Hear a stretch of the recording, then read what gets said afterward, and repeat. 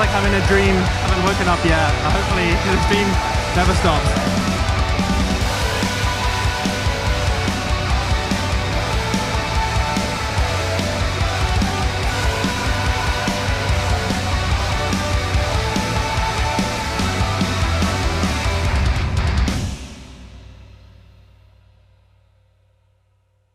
Welcome back, SMITE fans, to a fantastic opening weekend of the SPL Phase number 2. You've got Frog, you've got Mifflin on the desk this morning, and we are in day number 3 of our first weekend of SPL matchups. We've already had a couple of matchups that have gone by fantastically, mostly 3-0s, but a fun 5-game set to close out the day yesterday. And we have more action coming at you today. We can take a look at the schedule and see where these teams are stacking up and what matchups we're going to have today. We'll be starting the day off with the Highland Ravens going up against the Camelot Kings, and then finishing things up with the Atlantis Leviathans going up against the Styx Ferrymen. And Mifflin, Highland Ravens, we saw them a little bit earlier. Camelot Kings, this is the first time we are going to be seeing them since the kickoff tournament. Should be a good match. I think so. I mean, I would not be surprised, and I thought this coming into this weekend as well, if today was the day of 10 games. I think that these are very evenly matched teams. I know the last time we saw the Highland Ravens, maybe not the best performance from them, but they were also playing against one of the best teams in the league in the Oni Warriors. So up against the Kings, who are now resurgent and having to play with a new support, I think that's probably a much more equalized matchup. And then the Leviathans and the Ferrymen, of course, both very strong teams. Yeah, the day of 10 games will come at some point, and we could be getting it earlier than anticipated. But we can take a look at this team versus team matchup here, our first match of the day. The Highland Ravens going up against the Camelot Kings. And we've got this lovely graphic. I've been loving it all weekend. And you can see the experience. I think that might be the most experience we've seen so far. The 11 years on Zapman is quite a bit, and then 10 years on Quig as well. There are some veterans here. Yeah, for sure. Zapman, of course, has been around for as long as SMITE has been around. I think we were actually leveling up our accounts around the same time back in the alpha, and he stopped me out, absolutely, and let me know that I was never going to be able to ever catch up to him as the Z-Men, or at the time Jenny from the block would have, I'm sure, liked everyone to have known. But otherwise, yes, a very, very talented team across the board here. I'll be keeping my eyes in particular on Mr. Zappis himself. Of course, he's going to have the most eyes on him from the fans, too, having replaced one of the most prolific players to have ever touched SMITE. Otherwise, though, I think the Ravens probably in a pretty decent spot.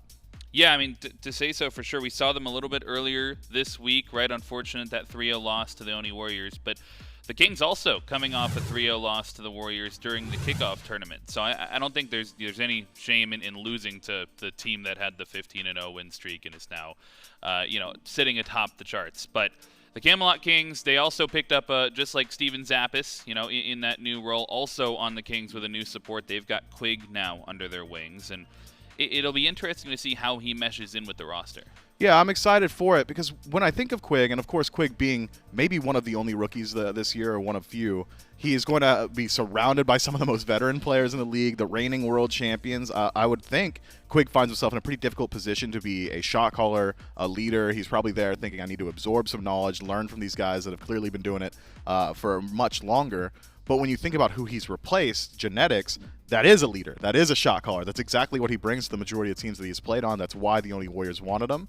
So it could be a difficult transition for the Kings, or it could open up perhaps an avenue for someone else to step up into that leadership role. Yeah, it's definitely big shoes to fill. But you know what? Quig rhymes with Twig, and we've got Gore standing by with CaptainTwig. That's right. I got the jungler for the King standing here, and ultimately, I think there's a couple things the desk touch on that's important to talk about, and the biggest one is that now you've had Quig on the team for a couple of weeks, right? A little bit longer than just the kickoff. And so how do you feel things have really been meshing now that you've got more time to practice together? It's been meshing well. We're very capable of good SMITE. I think Quig is a perfect fit to replace Genetics, honestly. He talks a lot. He can lead. He has like a ton of potential, but I think it's about playing our game on game day, really. I know that was something we had talked about, and admittedly this is something more to talk to Quig about, but it was like the idea of, you know, him being more of a rookie, even though he has that voice, and then coming in to play with like you, with BMT, like all these guys that have been around for 6, 7, 8, 9, 10 years. And so definitely the fit has been a big deal. And I guess that also leans into adapting to this kind of meta, right? Things have been shifting. I know a lot of the teams are still figuring out like where things are going to land in the next couple of weeks, but how have you been feeling how like this big shift in this last update, as well as maybe going into the future, how these updates are looking for you? Well, honestly, it's kind of a roller coaster. Like we felt pretty confident going into the Warriors a week and a half ago, and then we got 3-0'd, and then we had to put all of our draft straight in the trash. So we don't know. Like we think we have a handle on the meta today as well. But to say I'm any more confident than I was just before we played the Warriors, well, it's like, well, we just got to play well and trust in our draft. We're going to call that the Warriors effect, though. I feel because the Ravens suffered the 3-0 just a couple days ago. And that is, I guess, the other question here. Zap kind of changing out for the Ravens in Bear's spot. Do you think that changes a lot of the prep that you have to do for a team like the Ravens, or do you think that they're mostly the same kind of guys you were playing the last phase? A little bit. Barra and Zap play very different. I'd say it's in overall like skill level, I think they're about even. So we weren't cheering when we heard the thing happened. They do play very different, but in terms of prep, I think we're just trying to focus on ourselves at the moment, play our game.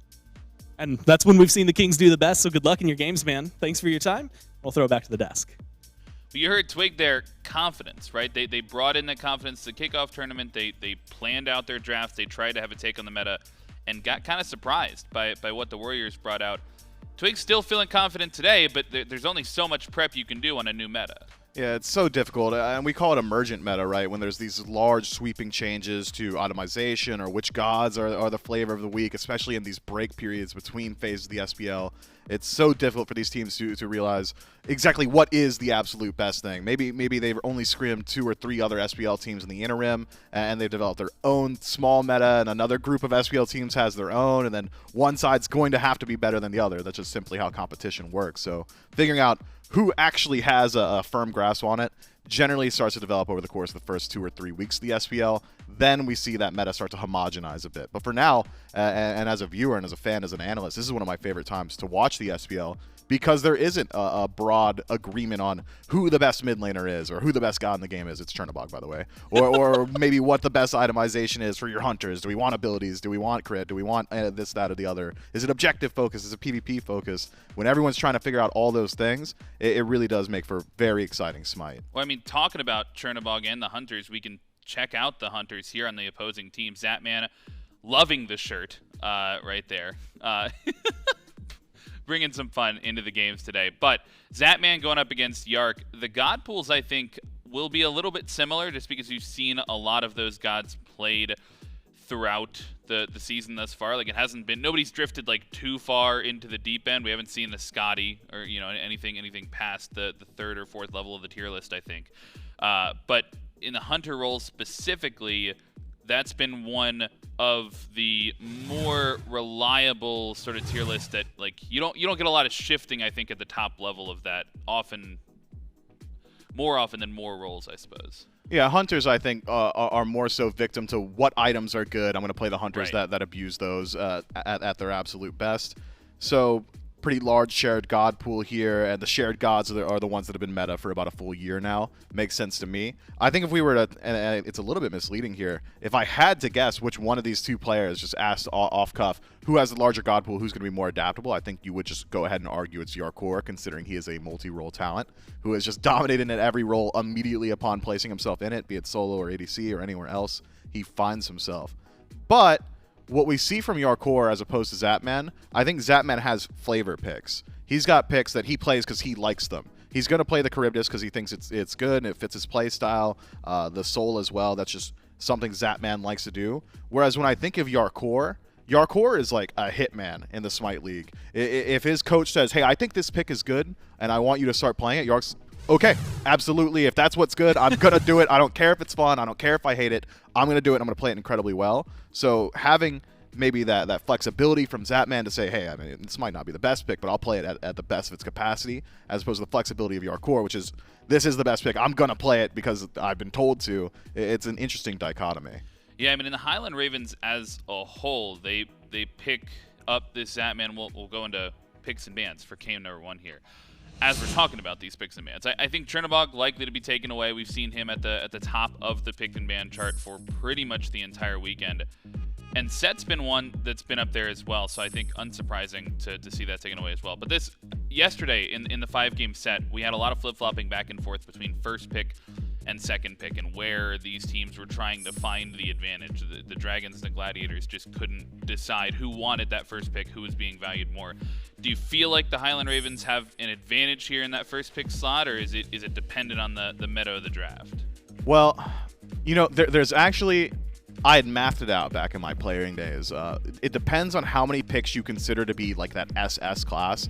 If there's 5 top picks that you would be confident in taking in first selection, I think that was when I said second pick was better. It's hard to math out. It essentially depends on just how many gods are incredibly good and how easily you're able to grab them out. So first pick, of course, always going to be an advantage in that you get to dictate the pace of the draft and you get first picking of just the best thing out there, but it is so difficult to say which one of the two is better. Back in the day, though, it used to be that the chaos side of the map was just straight up worse. Now there's a bit of parity on the map. Yeah, there's a lot of value out there in terms of what you can pick first, second, and third. The top base of the draft has been very important, really rounds out, you know, what style of composition. We've seen a lot this weekend. We've seen drafts that want to wait until they get those starter upgrades. We've seen 20-minute pressure games. I mean, do either of these teams feel like does this matchup feel like it's going to be a 20-minute pressure game, or does it feel like we might be in for a couple long ones? Oh, man. The Highland Ravens have been a self-purported mid-game slanted team, and the Camelot Kings haven't really exactly said which portion of the game they want to play, but they don't necessarily need to. I'd argue mid to late game for the most part for them when they start to try and make those plays.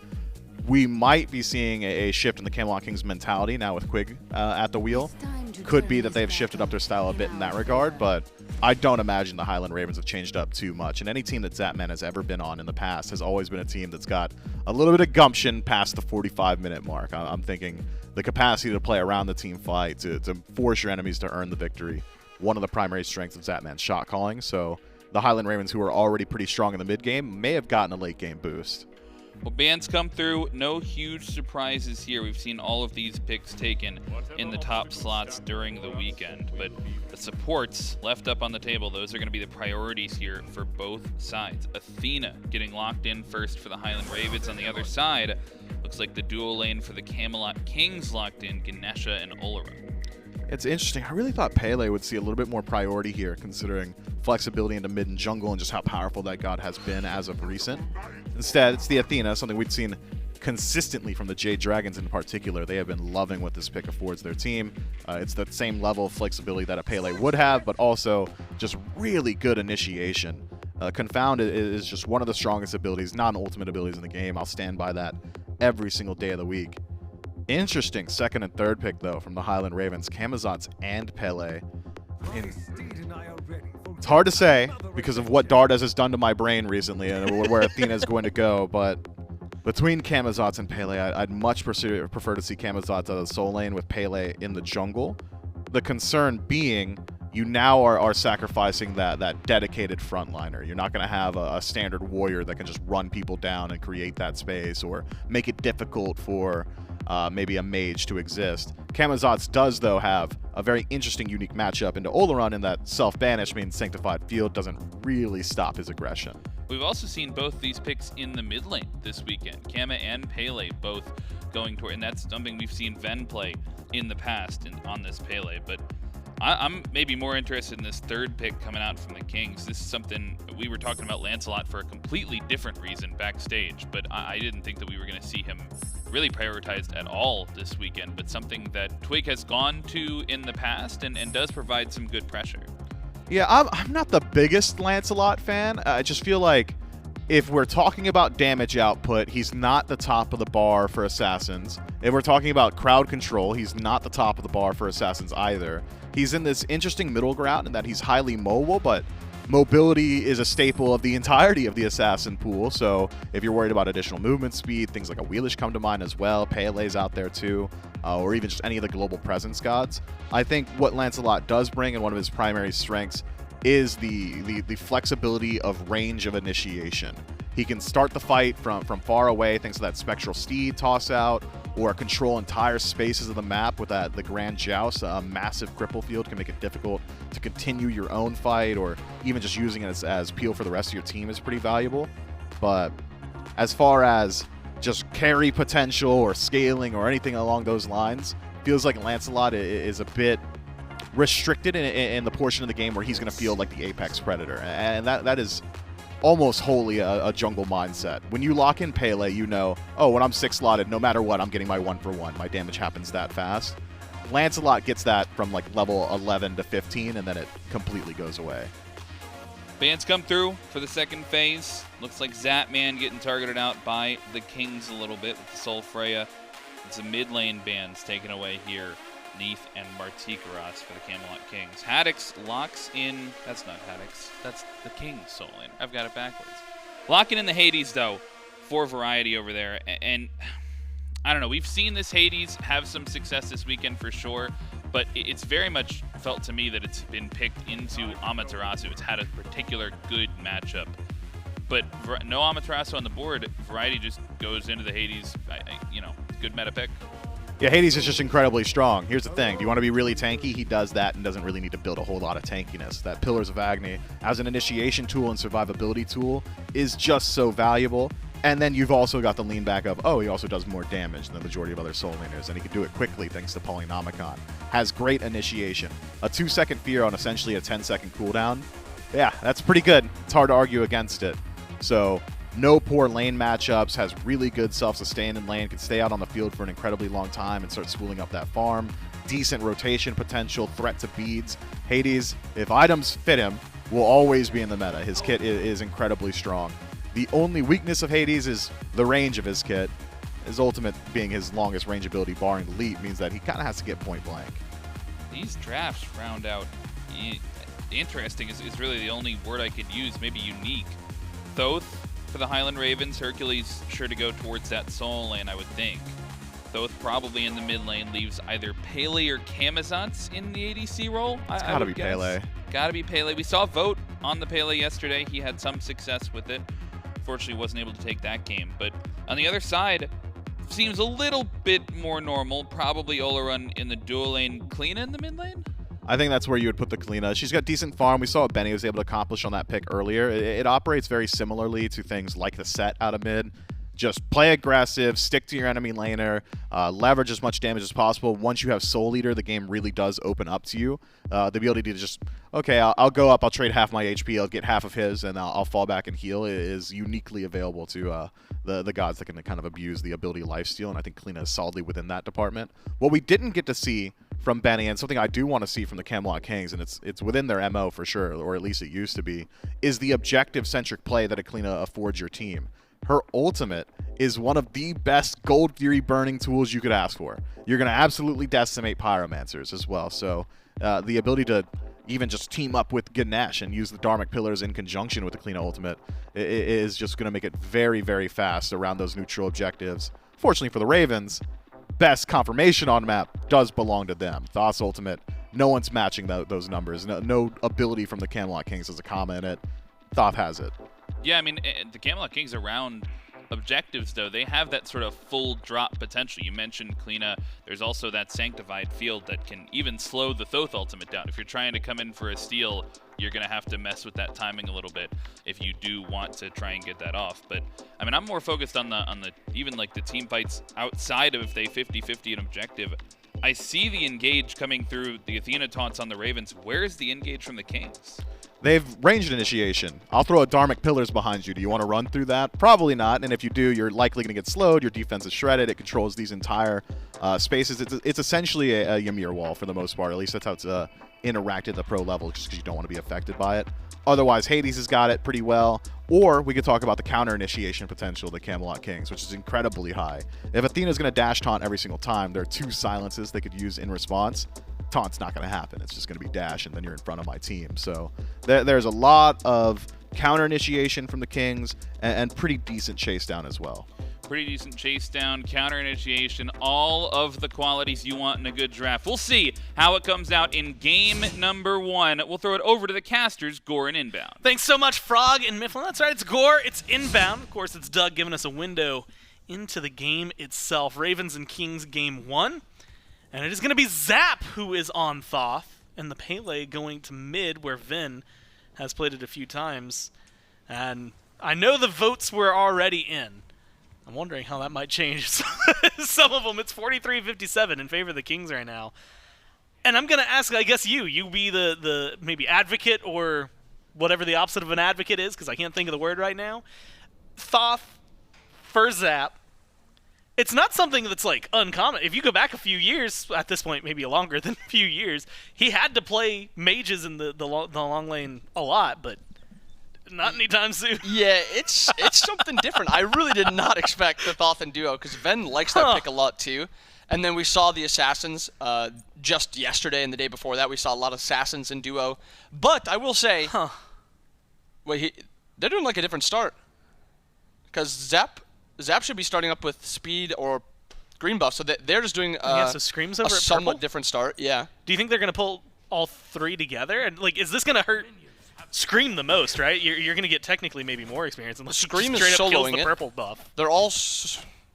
Scream is going to be splitting the backs with Hurry's Thoth. bringing green to red? He's bringing it under tower. Have you seen this before? Am I just I crazy? have not seen this before. Okay. And it's got to come down to somebody. Wait, is Scream going to duo? Scream Surely is not. also going to duo. And Scream is level 2. Is this like the next level cringe gank? I mean, It might be. they're still only level Jarcorrr 1. has to play careful here. They can't walk up because Scream is level 2. This is a pretty cool start we've seen. Zap is the only level 1 in the game, but he'll hit level 2 off this wave. And then you have level 2s across the board for his entire team. They hit those 2s first. So little extra pressure for this Ravens comp out right now. But now this is where it becomes a little different, I guess, because now you're going to be having a melee squishy god in the duo lane versus a Ganesh, who's going to clear a lot better. He's a lot tankier. And in mid, I don't think you're getting prio either. So it seems like they're going to just have 2 losing, lanes now. But maybe just that early game matters enough to them. It's an interesting dynamic. And to the point, like, if you're wondering why we sound so flabbergasted, it's just, it fundamentally breaks the way things have been for years, I mean, at that point. But now you've got Scream coming in. Good taunt on the Twig. Damage is there when you have the double assassins join in. Leap forward from Scream. Extra damage from Vin. Just needs it, finds it, gets first blood over in the green buff of the Kings. And it is just a run-down comp here, a minute and a half in for Ravens' first blood. I mean, you can kind of tell the Kings are a little off kilter with what has happened so far. The Ravens have came out with this new start, kind of switched up entirely almost what we thought of, starts in general. And Scream has been putting pressure on the map now everywhere. He started in duo lane, he rotated mid. They obviously didn't expect Scream's rotation, and then they just got caught out rotating to the left mid camps. At the end of the day, they got, I'm going to say, the same-ish amount of experience. I guess with First Blood, it definitely makes it a little bit better. Taunt will be good. Now we're back to some normalcy, right? What we expect to see. But that's an interesting way to get a First Blood from the Ravens. And also an interesting way, if you're Jarcorrr there, and Quig, specifically if you don't have maybe like the Ohm, the Silence, there's a chance Scream's able to jump in and facilitate a kill very early on in the long lane instead. So an interesting matchup for him. Now, though, we're seeing what the Olorun is maybe more expected to do in terms of push capabilities. And I think this is a 2v2 that we should see this Olo win until maybe Thoth gets his first item. When Thoth does get that first item, though, that is going to be a lot of poke thrown at the Olorun while also being able to clear a little bit, so it might be something that they're allowed to bully out in that area. Blue buff goes over to Variety. Nice little invade there, and that is a blue buff that the Herc would really, really want, especially because he has Sigil. Yeah, pretty desperate. If you've ever played Hercules, at least like those first few levels, don't feel great when you don't have a blue buff. It feels like sometimes you'll hit maybe max 3 abilities and then you'll be wondering where everything went. I do want to know, though, as we're talking about the solo lane, because Hercules has been in and out of the meta over years, right? We know what to expect from a Herc in this lane, and admittedly, we know that Variety, in theory, should have enough tools to stop a lot of it, right? Hey, I can fear you out of the push. I can dash back if you knock me in. Like, I'm going to have ways to disengage if you're Variety. But we've seen this Hades actually has a 100% win rate so far this week because he's had such a good matchup in the Ama. Is that matchup as favorable into a Hercules, or is it a little worse for wear? I think it's a little bit worse. I think Herc kind of disrupts the wave a lot and makes it just harder for them, you know, to group the wave and to actually clear it. So I think it is, you know, Herc can kind of mitigate it a little bit more. Yeah. But he does need that blue buff. Not having a blue buff, it will probably feel worse than it would for Alma, because Alma usually opts for the Death Toll, and we have a Sigil here. Little poke out into Twig in mid lane. Wow. Twig's forced to ult out. But he's fine. And he has no cooldown yet. So that, I mean, it's a relevant cooldown that we should, you know, talk about. 90 seconds now where Twig is going to be weak on the map with no ultimate. He also only has the blink, so no beads. Maybe something else that Scream can look at now. Get the blue buffs, and now get the blue buffs for Haddix, so Haddix can actually, you know, farm in this lane. Get a little extra pressure. I was really surprised. Twig still makes it out of there, but that little bit of damage, maybe a little bit of poke, it feels like it's coming from Camazotz, turned into a lot of damage very quickly, which is something that Camazotz just brings to the table, and I feel like I forget it almost every single time. Even when we have him in solo, throw him in the duo lane, wherever you want to put him. It's always impressive what he's able to do. So far, though, after that first blood, shenanigans have completely calmed down. It's been 3 minutes. Fighting has been a little bit of scraps, specifically from Scream. Nothing too crazy. And is that more or less what you expect? I mean, you know, duo lane, we've got an Olorun and a Thoth. I don't expect them to be popping off too much unless the supports or the junglers are getting involved. But mid, you've got double assassin on both team. It feels like solo, there's some opportunity. Are you maybe surprised that, well, let's go in slow. No way, Finn can't quite do it. I love the call. Try and throw out an auto using the Bastion to get that range. But Tingz, the tower, a little too strong. Tingz just a little too healthy for Finn to pick up a second kill. It was close, and like you said, I like that play because it shows that Ven is, you know, going to be putting a lot of pressure onto Big Man, and Big Man has to be maybe a little bit worried about that. Beads forced out on Variety. The Athena ult actually coming out. Scream jumps over the wall. 3 strong here for the Highland Ravens, looking for an invade. Maybe get back that blue buff. Said it. Twig, no beads. Uses the ult for an engage this time. They're going to go forward. Good fear. And a great ult comes out from Variety. He pulls them in. Low health bars. Kills off Haddix. And this should be the chase that is on Twig. Looks for one more auto. Finds a kill onto Hurry and puts up 2 for the Kings.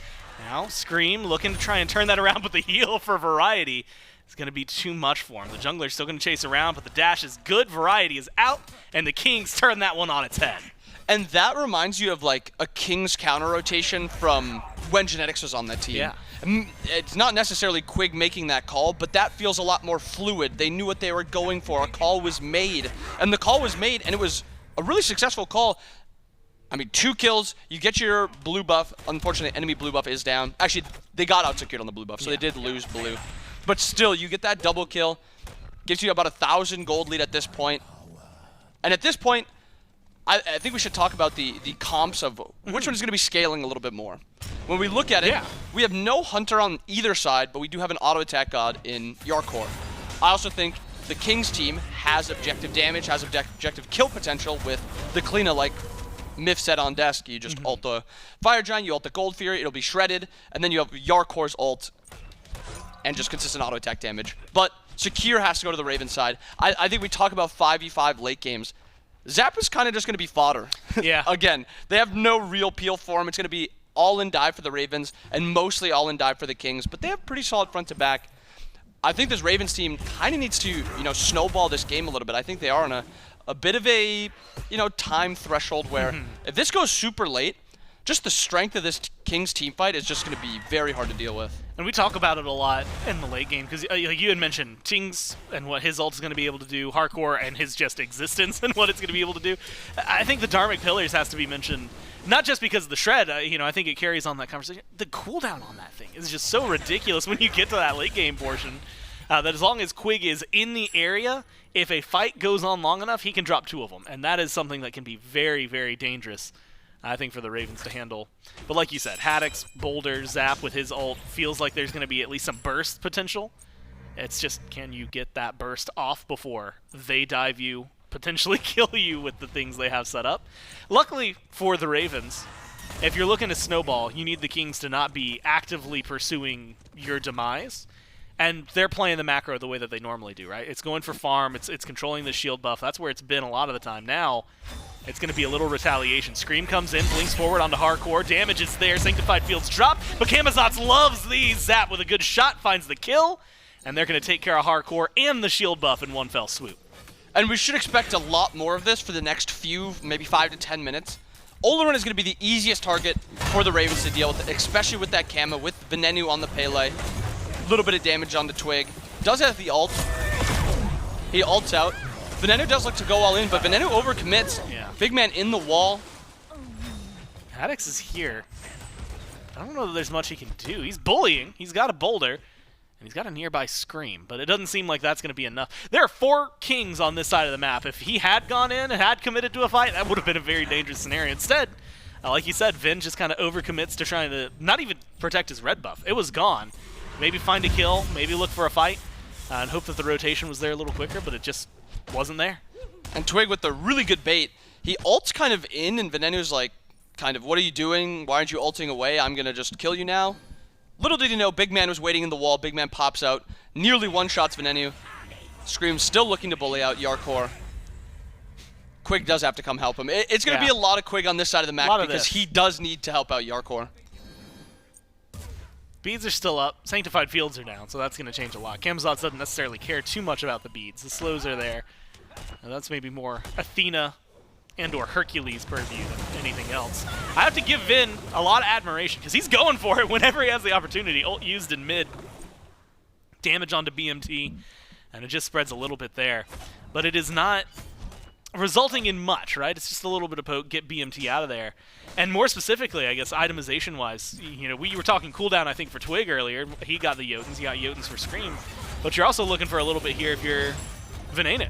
Yeah, I think what you highlight is that poke is just really relevant when you're playing, you know, this Pele, and he does opt for these 2 items. Well, Variety caught in a bad spot, goes for the ult, tries to keep himself alive, but he's between the tier 1 and tier 2. There's nothing you can do, and there are 4 Ravens hanging around. They're going to burn that. But when there's 4 Ravens on right, what do the Kings do? They go for a Fury. Clean call, clean burn, and that one goes the way. It's tied 3-3, but it's still just shy of 1,000 gold in favor of the Kings as we pass the 11-minute mark here. And that's what the Kings do best, is play the map even if things aren't going their way elsewhere. Yeah, I mean, you send 3 people to solo and your mid laner doesn't have ult. That's a free gold Fury just waiting to happen.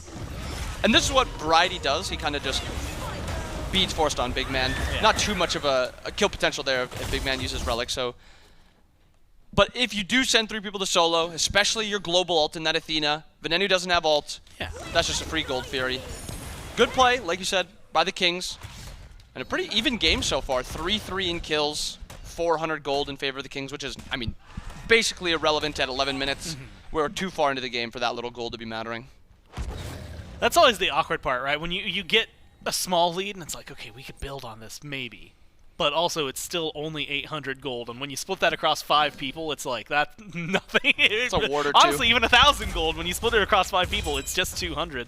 And like you said, it's maybe a couple of wards. Vision can then result in something bigger. But the Fury's already down. Pyromancer won't be up for a little bit. Now we've got Hurry, Zap, and a little bit of a skirmish. Quig, Jarcorrr, and Twig are over here. Hurry, his taunt should be coming back off cooldown. Putting some pressure onto Quig, of all people, has a rotation coming in. They want this kill. Dharmic Pillars come out. That slows down enough. Got the ult from the Athena, trying to give move speed to Scream. They're not going to find him just yet. Loop around from Vin, and that's massive, the damage. It's so clean, so well done, and well placed. Zapman with shots finds one. Scream with the bleed finds another. Twig and Quig, not only do they rhyme, they go down at the same time. Kings lose 2, and the Ravens look great. You rhymed there too. They rhymed, you rhymed, a lot of rhyming, and now they're out of time. They are out of time. Something. They're not really. There's a lot of game to be played, but it just sounded too cool to leave up. No way does Tings go down. Vin's playing aggressive. He is really trying to bully out. Do you like that from the Pele? I mean, like with this kind of build and I guess this style, you know, you've got Zap. First off, I would say maybe surprisingly controlling in his lane. But then Vin has just been, hey, if I have ult, I'm going to use it to slam into your face and make you think twice about fighting me. I think it's good. I think the one semi-worry with Venenu right now versus BMT is BMT has that 2-level lead because he's been opting. Did he just use that just to clear? I'm pretty sure he used that just to clear. You know? That's like the mid lane mages ulting the wave. Yeah, like Vulcan ult. Yeah. It's like the most stereotypical, I just need to clear the wave. And he just did that with Pele. Mid laners, they just don't. They have to use their ults as soon as they're up. But yeah, big man 2 levels up. It's a neurological thing. Like Big man 2 levels up. He's opted not to rotate a lot. Venenu's opting to rotate a lot. And now it's, you have this lead into big man. Now, how is he going to use it? When is he going to rotate? He still doesn't even have his Soul Eater stacked, but he does have that Brawler. So right around now is when he's going to be very, very strong. This is the time they should look to fight around big man. Well, maybe they will. Fury was the big conversation with Cliodhna, and admittedly, objectives in general. And it's a little small. Like, I don't even know if I want to call it a poke battle. It's screams from Tings and a taunt from Hurry. But now you actually have Scream coming in, maybe looking for a little more. He's in a 1v2 with Twig around. Hurry has to come in, Bat out of Hell used to disengage, but no, now you've got Zap, and the damage turnaround. Twig, lucky for his shield, uses the ult to get out of there. That is the dangerous turnaround the Ravens have right now, and it's built on the back of Hurry. This Athena, it feels like that taunt, if you don't know who's around the corner, it can go from, haha, who cares, to, oh my god, I'm almost dead in the blink of an eye. I mean, Zap didn't even use ult there, and he still almost just one-shot Twig. Next time, maybe Hurry calls out Dash Taunt and Zap's a little bit more ready, or Zap's a little bit closer. He charges up ult, and Twig's just getting wiped off the map, especially if he doesn't have beads. And right now, he doesn't have beads for 140 seconds. This Gold Fury is spawning. Looks like a fight is, maybe a 4v4 fight's going to be happening over here. Yeah, Zap has an ult coming in from Hurry, as well as Scream. Taunt good on the Jarcorrr. Beads Aegis used, and they're only going to buy a little bit of time. Scream jumps forward, gets the kill. He's low, needs some help from his team. The taunt a little bit too late, but the damage is still there to turn it around. 1-for-1 in the jungle, plus Jarcorrr on the side. Vin's rotated in. You got Tings and Quig in the jungle, but they seem to think better. Don't want to go for the 2v3. They back off. The Ravens now lead 7-4. And you lose Scream there. Maybe that's not the most ideal, but it's been some pretty clean fights from the Ravens, clean engages. Yeah, they're taking a lot of just advantageous fights, 4v3s, 2v3s, and the Kings are either just not rotating, or they're just rotating too slow. Like right there, they were ready to rotate, but the fight was already over. Jarcorrr got both relics forced. He died nearly instantly. Variety does get his dash out. It looks like he's just going to get one shot. Variety goes down now on the other side of the map. Now it might be Tings who follows. Damage is there. Pushback from Haddix. Just what you need. And now they're just right in the waiting arms of the Pyromancer. Might as well go for it. The thing that I'm really enjoying right now inbound is from the Ravens. It's not just, like, we could call it, oh, hey, it's a pick-oriented comp. Like, they just keep getting single kills. What are they going to do in a 5v5? Which I think is a relevant topic to talk about. But at the same time, there's no hesitation in, I'm going to drop my ult, even if it's just to damage you. If you get out of here, that's whatever. I'm forcing you back. If you don't, we're going to kill you because we're dropping all of our ults on you instantly. And unfortunately for Tings, that's kind of what he feels. Same for Variety. That's what they feel in that pressure. Primal Fury now started up by the Ravens. Quig's coming in, taunted by Hurry, and so far zoned out. Dharma Pillars go up. Ravens managed to secure that Primal, though not without trying. Even an ult from the Athena, just to make sure that things were okay. And I think more to get Hurry out of there as quick as possible. Yeah, I'm pretty sure he's just getting Omega slowed maybe. Oh no, he doesn't even take any Gold Fury. Yeah, just to make sure he got out. Kings grouping on this, mid-tower, 5 strong. They got to get a little bit of gold back into their pockets, especially after losing the last 2 objectives. About 2,500 gold. Yeah. Not a huge lead right now. Jarcorrr also has no relics right now. He's just dead. No. Yeah, he has his ult. That's going to drop it. Bat out of Hell could be used if he wants to turn this around. No, instead, it's Variety coming in, and Jarcorrr turns that fight on its head. No relics, no problem. Double kill for the Kings carry. And it puts down Vin, it puts down Hurry, and now they are making a play for the Fire Giant. You've got Haddix, Boulder is up. Zapman in the neighborhood, ult still on cooldown, but it's about to be here. FG sitting at 3/4 HP. Haddix walks in, and all 5 Kings look at him. Now Zap has the ult.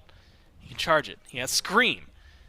Fire Giant's going to be there. Damage from Twig. He's going to go blink for blink and dodge out a little bit here. Go in on Zap. The Egg is buying a lot of time for him, but he needs that time, and he needs a little bit of help, someone to turn this around. Uses the dash. He's going to be able to get away. Fire Giant still held by the Kings deep in the back. Scream's going to be sending on that one. They're going in. Bat of Hell used. Shots are there, but the Kings secure this one. They kill off Scream. And just like that, this game is chaos-sided and the Kings reign supreme. Yeah, now we're going to have to look at a 5v5 comp by the Ravens. This should just be the Kings grouping and, pushing down either left or right, whichever one they decide to go to. What a good play. Jarcorr's a little out of position there, but he gets the ult off before getting one shot. and then it's just 4 people collapsing on him. Yeah. His own teammates collapsing on him instantly. Huge Hades ult. They get a couple kills. The Ravens try to walk in. Another one dies. And a pretty free Fire Giant. I mean, they did get a little low, but I mean, Zap didn't use ult there. Maybe if Zap uses ult there, we're talking about a different story where the Ravens steal it. But the Kings do get it. 5 strong, 5 with Fire Giant. And not only that, I mean, you get a massive set of kills.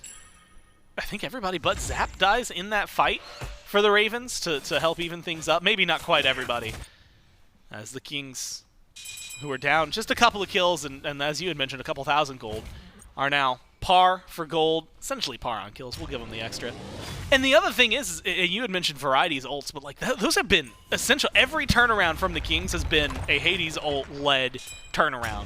And it's just getting that damage. I mean, you line them up, put them in one spot for Jarcorrr and for Tingz, and it feels like it's just the easiest thing in the world to then knock them down. Yeah, exactly. And I think these next couple fights, at least until we see the mid-jungles hit 20, I think these will be really dependent on what solo laner kind of does more. Scream nearly one-shot. And yeah, if he doesn't get up into the bat out of hell to dodge out those Dharmic Pillars, he probably dies right then and there. Luckily for him, he does disengage. Going to heal up around the speed buff. Camazotz, so not too worried about that. Survivability is always going to be there. But now the damage turnaround, I mean, inbound, you know, there was a point, I had alluded to 5v5 fights. We still haven't even gotten to see that. We might get to see one here. Tier 2 defense. Actually, it's only going to be 3 Ravens standing up. 5 Kings, they knock down the Tier 2, start to back up. Pyromancer seems to be the call. Gold Fury's up on the left side of the map. So plenty of opportunity for them to try and go for virtually anything. Hurry. Stepped up. I was wondering if he was going to try and go in. Felt like suicide if he did. Instead, Kings are going to back away here. Talking about 5v5, now it feels like we've got to talk about defense from the Ravens. You still have a traditional mage, so like waves at least are manageable, but without like a hunter and things like that, it does feel like you're going to be a little more limited on range, especially in a 5v5, maybe around the Fury. Yeah, their consistent damage is going to be a little tough, wow. but Ravens pull gold. Variety goes in. There's going to be an ult. This time it's only keeping Hurry locked down, but Twig goes for the background, gets the jousting fields. Still a healthy Ravens team. Unable to continue their fight, though. They have to back away. Gold Fury goes the way of the Kings. So they get the fire. They get the pyro. They get the gold. They get a tier 2. And they still have the pressure, and they still have a power play. For at this point, a couple of minutes. Just shy of a minute, actually, to try and get some things done. So they're going to push down the tier 1, potentially the tier 2 on left. Yeah, I mean, overall, really good, you know, Fire Giant, especially when usually you talk about Fire Giants, it's mostly just crossing T's, dotting I's, just trying to confirm some stuff that's free. There's been a lot of fights kind of taken. The fight on the tier 2 in right, fight on the tier 2 in middle. It wasn't like an all-in fight, but it was a little bit of a scuffle. Now they're looking for this tier 2 in left. And it's going to be maybe a little bit more of a scuffle. We'll see. Sanctified Fields just shy of locking down any of the Ravens, but you don't need it for the Ravens. You need it for the tower. The Kings are going to pick that one up. Now Scream goes in, gets aggressive. Variety is the target. Variety is going to get shredded. That's going to be 1 kill for the Ravens, but they just can't seem to catch anybody else. Tingz might be the target. Maybe it's going to be Twig. They're looking for the cutoff path here in the jungle. Twig's on the horse, harder to catch. Tingz is just an assassin and can walk through walls. Also very hard to catch. So the tier 2 goes down and left. They kill off Variety, but it is just the sacrificial lamb, as the Kings have called him. Designated Inter sometimes. To just die, create some space, get the rest of them out of there as the Fire Giant wears off. I mean, it's not a bad death either. They lose a tier 1 tower. Well, this might be bad. Could have been bad, but instead the shield for Twig keeps him alive, and Vin is the one who gets melted through. Tingz with the damage has what they need. The boulder goes the wrong direction. They call the wrong order, and Tingz gets to walk out of there, stay alive under the tier 2, and the Kings are getting away with murder. The Ravens bite off more than they can chew. That was like a 5v2 or 5v3 fight there. And they just somehow came out on top. Somehow Twig doesn't die. Somehow Venenu does die with only 2 forms of damage around him. And now the Kings have 5 strong, and Ravens only have 4 for this Fire Giant. It's still only an EFG, so it's not the biggest thing in the world. But that Ohm, the protections that you get, as you can see, fully maxed out, 60 protections. That dive is not easy into 60 protections. Fire Giant started here by the Kings. Some Ravens standing nearby. Let's listen in on the Kings and see how they approach this. We got it. Flash. Can we help Harry's? Can we help Harry? Oh, Go the Thoth. Thoth beats. Thoth beats. I'm trying to get on Thoth. I'm not going to end for that. Take that, Ben. It's gonna help you. I'm fine. Healing this wave. Get the Camel went mid. Honestly, clean and simple. The one thing I like to hear, though, is how vocal the team is as a whole, because that was something we were all talking about. And admittedly, you hear that, right? You'll designate, hey, this is the shot caller, quote unquote. But we've learned and heard. Everybody kind of gets their voice in there, voice heard. It's just the decisive, this is what we're going to do.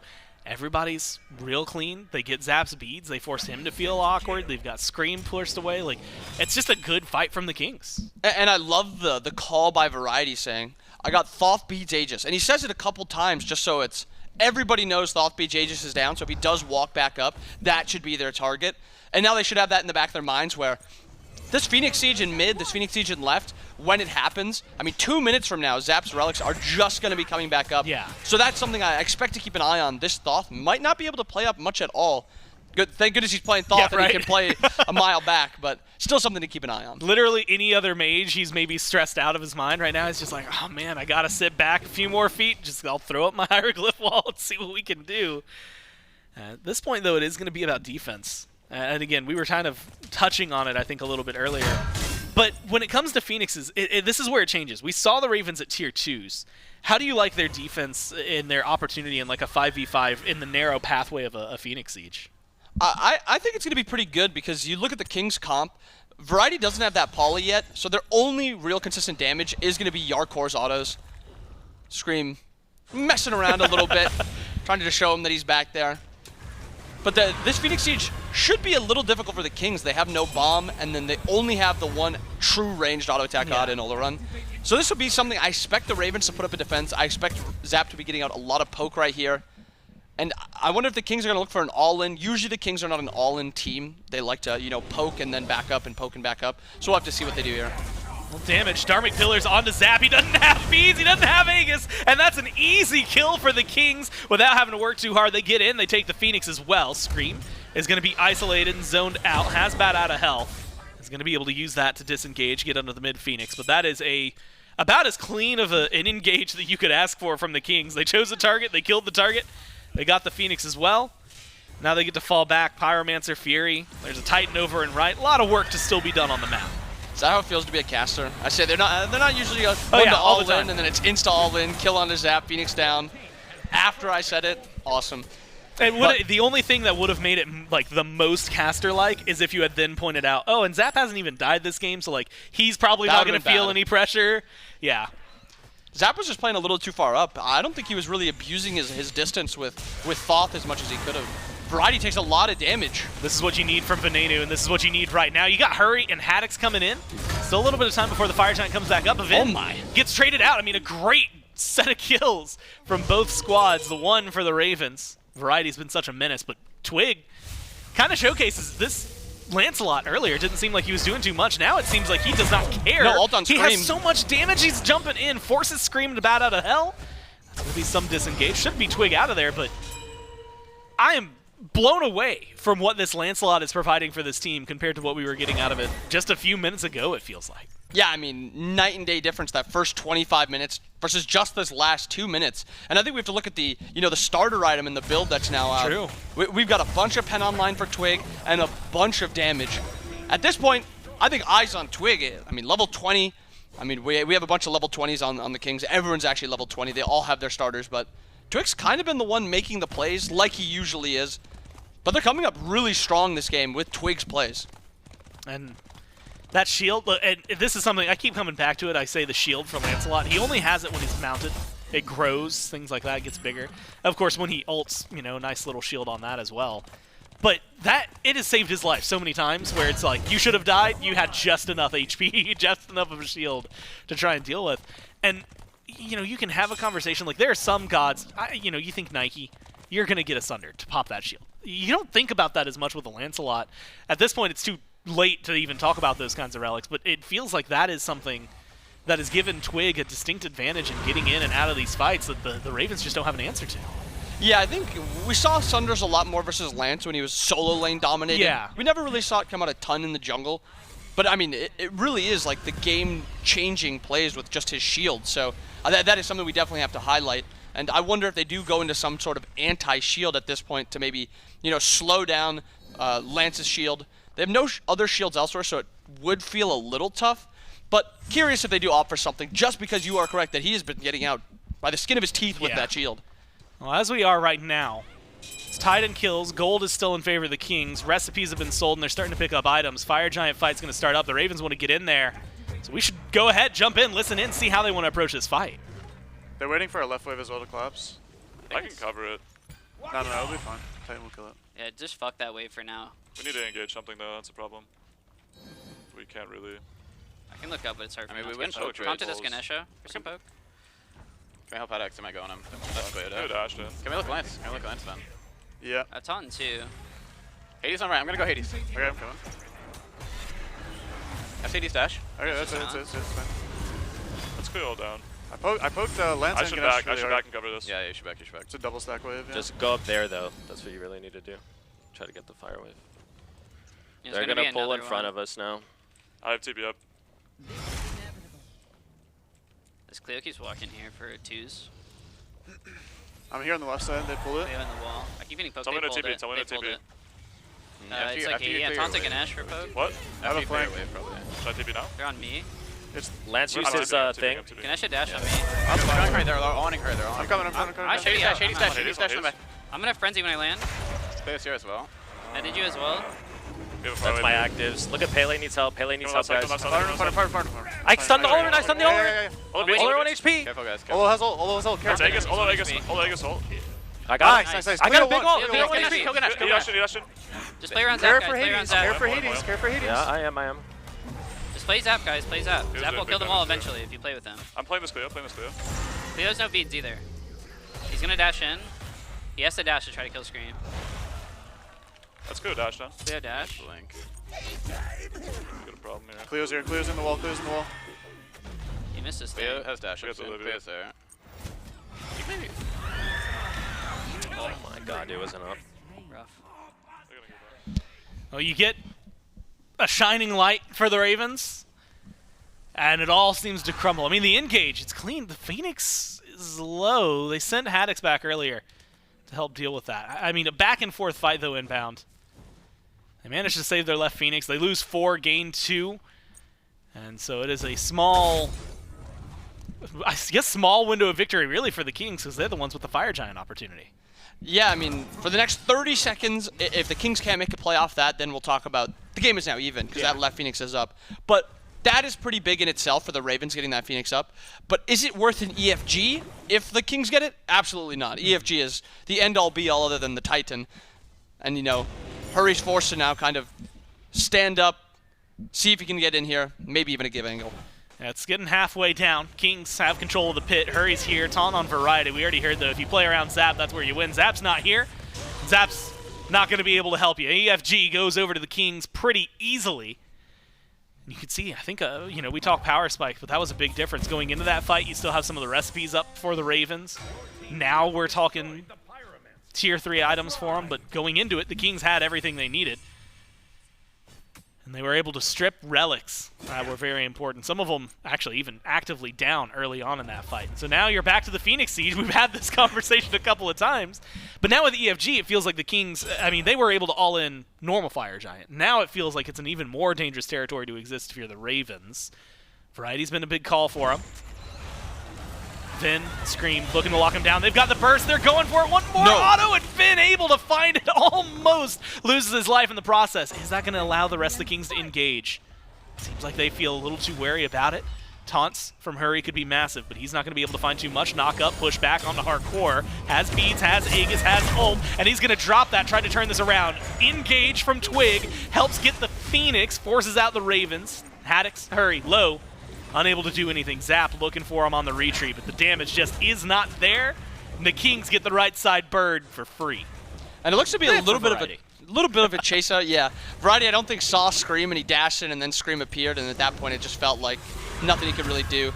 Looks like the Kings are actually looking to take this fight. Yeah, trying to turn things around. Damage is going to be there. Look, Hurry's healed up a little bit. Going to use his ult. They're trying to close gap. They've got the damage. You've got to kill Twig, but Twig manages to go 1-for-1 in the engage. Jarcorrr still alive. Still has both relics. Still getting shots out there. Needs to help out his support if they want to stay alive. But the knockup push back. Aegis gonna buy some time looking for the autos. Can't weave them in. And finally, the Ravens are putting some on the board. They tie the game back up 16-16. As we are at the 33-minute mark, 34, gold starting to fall out of the equation. Experience has been gone and out of the conversation for a while. It is going to be these death timers, 30 seconds for Twig, 40 for Jarcorrr, and 30 for Ven. It feels like now the Fire Giant's been stopped. Yeah, I mean, there's very little chance of a siege at this point. Fire's only up for another minute and a half, maybe, and then Fire's only on Big Man and Quig. Having no EFG on your Hunter makes it seem a lot harder to siege, especially at a point like this, and they even got right Phoenix. But now you look at it from the Ravens' point of view. They lost that EFG. This is nearly a best possible scenario. Obviously not losing the right Phoenix would be a little bit better. Best possible scenario, getting their left Phoenix and their mid Phoenix up, securing the Gold Fury, and only losing their right Phoenix. This is an easy Phoenix for them to push out. It's talked about all the time. Yeah. The best Phoenix, or the worst Phoenix to lose is the Phoenix opposite side of Fire. Losing your right Phoenix here is very easy to push up. Zap can just clear it as he's walking up, and then they can look to defend this next EFG. Gives them a lot of room to work with. And admittedly, it kind of felt like the door was shutting on them for a moment there. Once that EFG went down, that fight right before it went so catastrophically wrong for them, and it kind of felt like it was the eclipse of this game for the Ravens. But I think this goes to show, why Twitch chat, the way they voted, was actually, I think, very important, because it was kind of in favor of the Kings, but really close otherwise, 53-47. You had pointed it out just now. Enough money in pocket for Scream that he's investing into power potions. And I guess I'm kind of curious, and also for variety, he just bought an Elixir of Power as well. At this point of the game, when you're talking about Elixir of Powers, you're talking about this kill potential, things like that, how different does it play than, I mean, literally any other team fight that you've been in up to this point?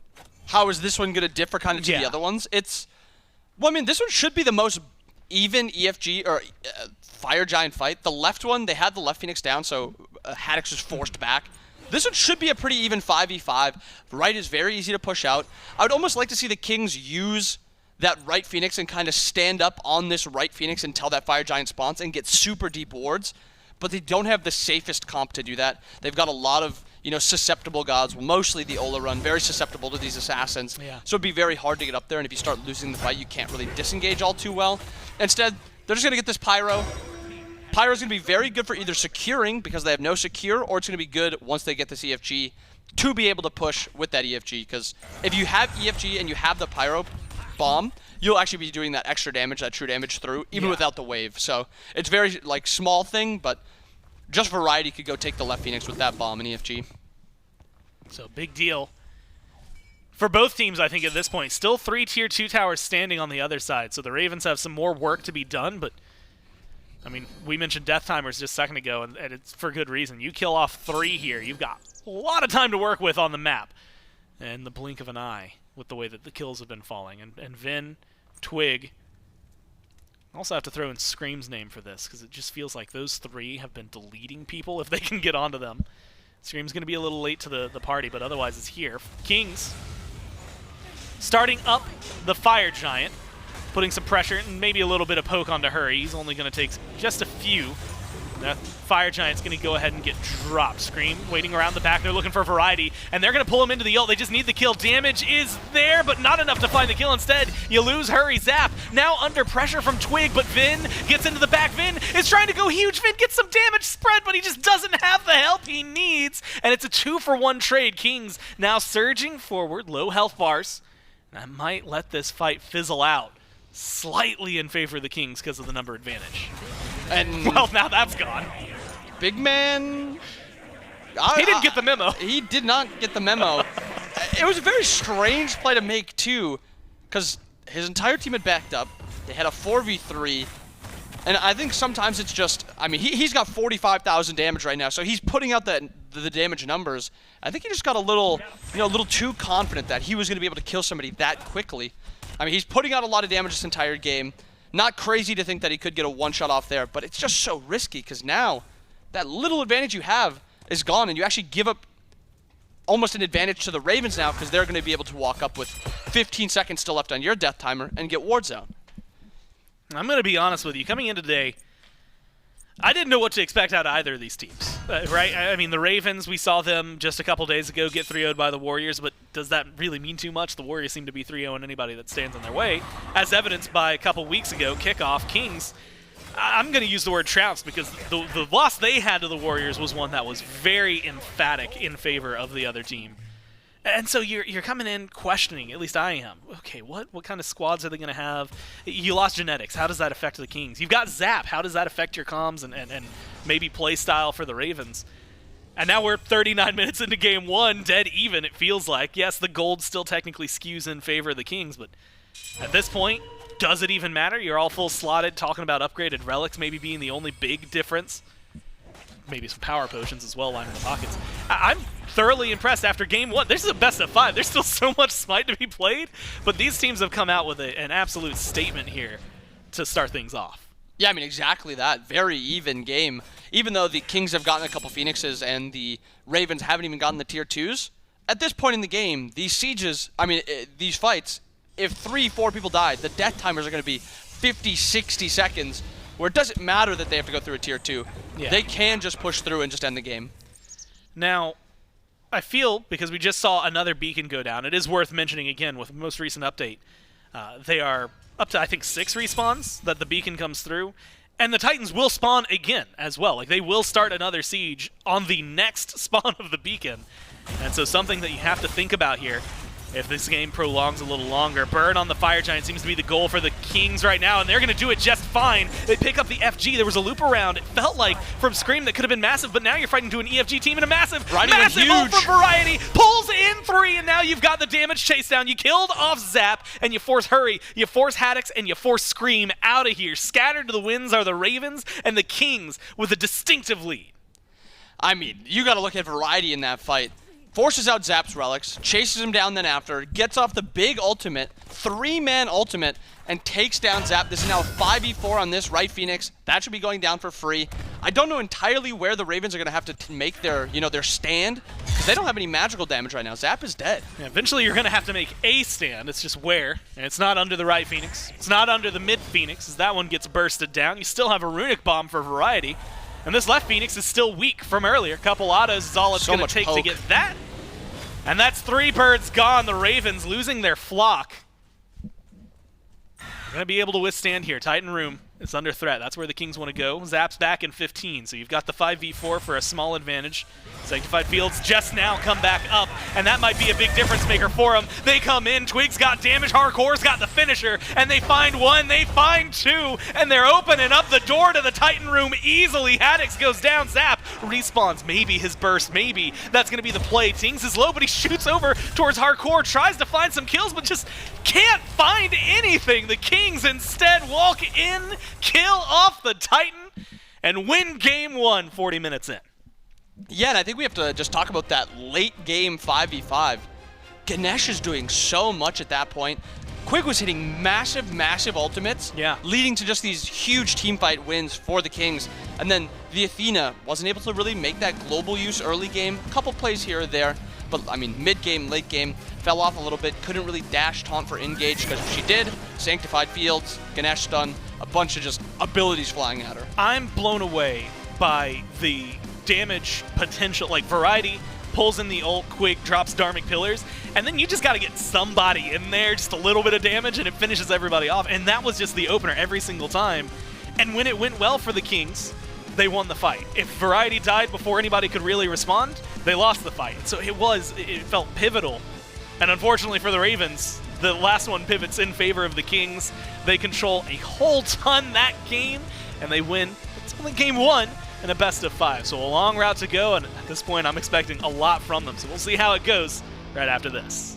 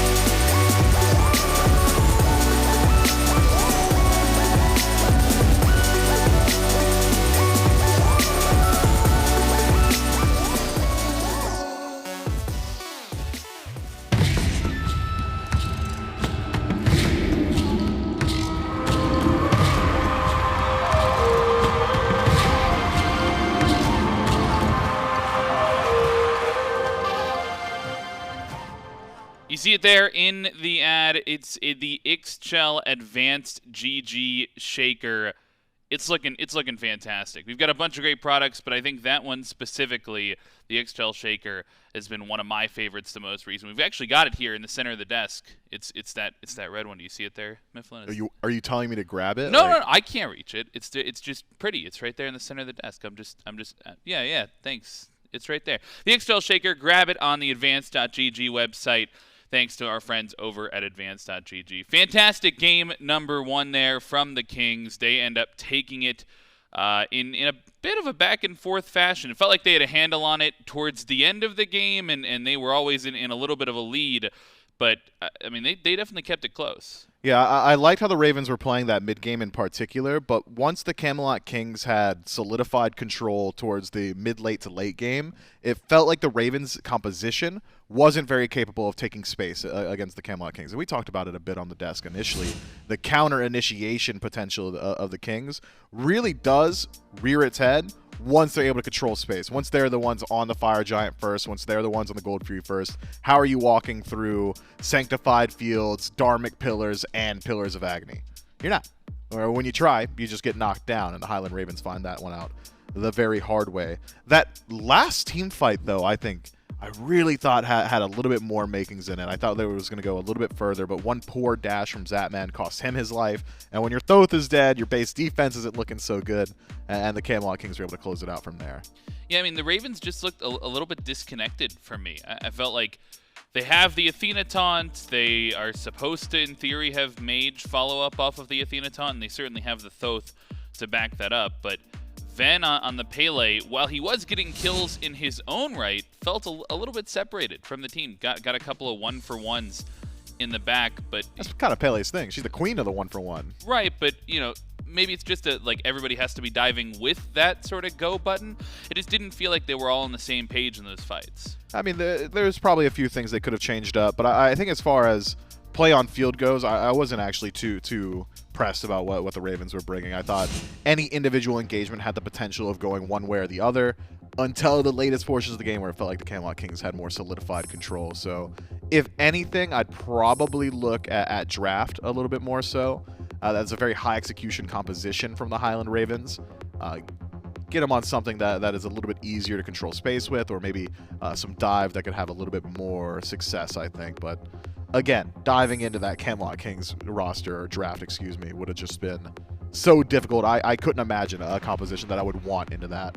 Yeah, it's definitely a little bit rough. So looking to make that adaptation here in Game 2 picks and bans. Highland Ravens, after losing game number 1, they get their choice and they choose into that second pick slot. We were talking about the advantages and disadvantages of that during game number 1. They wanted to be in that second pick slot, and some of the bans coming through maybe targeting out that game 1 playstyle. 3 gods already from game number 1 taken off the board, and the Cam of the Ganesh and the Olorun set standard ban from game number 1, but a lot of focus towards those picks that really popped off in game 1.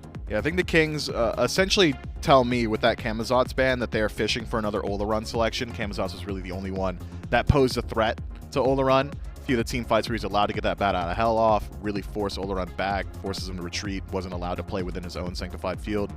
And so, in showing their hand so early, the Highland Ravens say, well, we're just not going to give you the Olorun pick, ban it out themselves. This does leave a lot of value on the table. Ganesh has been one of the most sought-after Guardians, but isn't the only one. Ares will join him in the ban column as the Highland Ravens use their third. I think now, considering the remaining Guardians are generally equivalent in priority order, you can look a little bit elsewhere in the draft, perhaps towards Assassins. Pele comes to mind immediately as something that is just incredibly strong, has great flex potential too, and doesn't reveal too much of your draft. We'll have to see where the Camelot Kings put their eyes. The only thing that would really stop me, I think, on the Camelot Kings from looking towards Pele here is that we do not often see CaptainTwig's Pele. It is a very seldom selection. He's got eyes towards things like the Hun bots and the Lancelot a little bit more so that flexibility potential takes a slight hit. So instead, Yemoja hover. I'm never going to catch me arguing against Yemoja. She doesn't have any poor matchups. She dictates relic selection very well, being able to force out that Phantom Shell. And then having sustain in your draft always helps you out around that objective play. Last game, Yemoja was one of those picks. Cherno's up. Whoa, hold on. Frog, Cherno's up. I think Cherno was up in game number. Was he up in game 1 too? He might have been up in game. One. There's no way these guys are ignoring the bog. Went unpicked, unbanned. Maybe. Maybe it was banned. I just don't remember. I think it might have went unbanned though. They might unpicked, getting confirmation. Game 1. That is these guys just don't respect the bog. It's just like the best pick in the game. Seems like. All right, Yemoja, that's fine. I don't hate it. I'll stand by what I said earlier. It's totally fine. Should have been a Chernobog. That god absolutely owns every single role you could put him in. Has global presence. Scales well into the late game. And has one of the best early games out of any hunter. So, should it have been the bog? Probably. Is it the bog? No. Yeah, well, it is the Haddix. Certainly finding some success on that one. Variety, I think, definitely. I mean, you saw it in that last fight. Thoth loses the dash. You get a 3-man ultimate from Variety, a game-sealing Pillar of Agony. Maybe trying to steal some of that power over to their side. As it will go over the Highland Ravens. They go back to the Pele, though, and I'm wondering if they're going to keep this one on Venenu or if they're going to try and flex it around a bit. I thought Ven had a really good performance on it himself, so I wouldn't hate to see it go back towards him. Decent pressure in mid, allows you to play around those side lanes very, very well, so certainly some potential there. Right the ship. Chernobog hovered, potentially selected here for the Camelot Kings. I mean, it's just a strong duo lane. You'd be hard-pressed to find a duo now on the Highland Ravens. It's going to be able to match pressure on wave. Sun Wukong can be left alone on an island, but will never truly be on an island because of that global presence from the bog. It's a very good top 3 selection from the Camelot Kings. Standard smite through and through. Clearly students in the meta.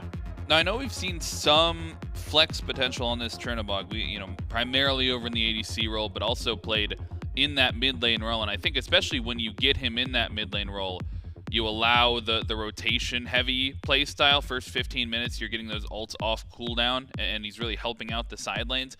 Do you feel like that's a look that the Kings could go towards and try and put this on BMT, or do you think it's locked over there in the ADC role? No, I think Chernobog has flexibility just about anywhere. I wouldn't even hate seeing him in the soul lane, depending on who's piloting it, but I think most likely that we see it in duo, just because I know Yark is so capable on this pick. BMT is certainly capable as well, but when I think of BMT, he leans a little bit more so towards the ability hunters, things like Anhur or Martikaraza or things along those lines. Chernobog, more so, really is just an auto attacker.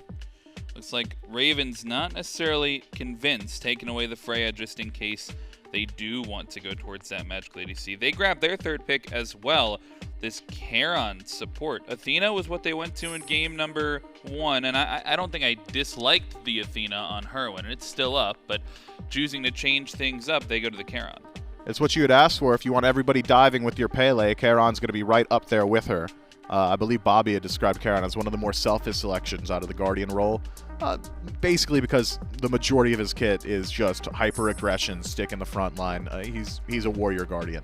Wants to be aggressive, wants to deal the damage himself, and will constantly give over shields to his allies so long as they're nearby, but for the most part really is just there to be annoying, be aggressive, and make it difficult for the backliners to do their job. Bans come through here for the 2nd phase. Morgan and Disco taken off the board in the mage column. And then Freya as well, one of the ADC mages, and targeting out the Anhur for Zapman as he will return to the traditional hunter. I'm not sure he really felt as comfortable as he would have liked on the Thoth pick there towards the end of the game in those team fights. So going back towards the Rama, one that we saw Stewart have a lot of success with yesterday during some of those games, and past that haven't really seen much of, but high potential for this pick. Yeah, Ram is not hiding anything. He's not going to catch you off guard. You know exactly what he does. It's auto attacks and the Astral Barrage to start off fights or finish them off, depending on the, I suppose, state of the game. Usually in the early game, it's secure your kill. In the late game, it's prevent a mid laner or an ADC from having a fun time in a team fight. Regardless, though, great scaling into the late game. Relatively safe out of the duo lane, can buy a lot of time. Astral Barrage is essentially just an Aegis as well. Self-banish that can buy a lot of time for rotations from your jungler, and the jungler should be there pretty frequently, or at least the mid laner. We won't know just yet until this 5th selection from the Highland Ravens. Either way, Pele fast should be able to help out the Ram. Composition finished out for the Camelot Kings. Twig going back towards that Lancelot, and I think Chernobog locked into that ADC role as this Morgan Le Fay gets locked in for BMT. And a very standard composition for the Camelot Kings. 5 gods, 5 roles, 5 classes. And a lot of AoE when it comes down to everything dropping all at once. I'm imagining that giant cripple field inside of the River's Rebuke. It's a lot of space control for the Camelot Kings. Yeah, the Camelot Kings draft does not do any one thing particularly well. It's not a all-in style and an individual play style. It's not we have to dive. It's not we need to play counter initiation. This is a standard draft through and through. Good at just about every single facet of the game. I like how their CC applies. Feels like the front line of Yemoja and Sun Wukong set up well for Morgan Le Fay.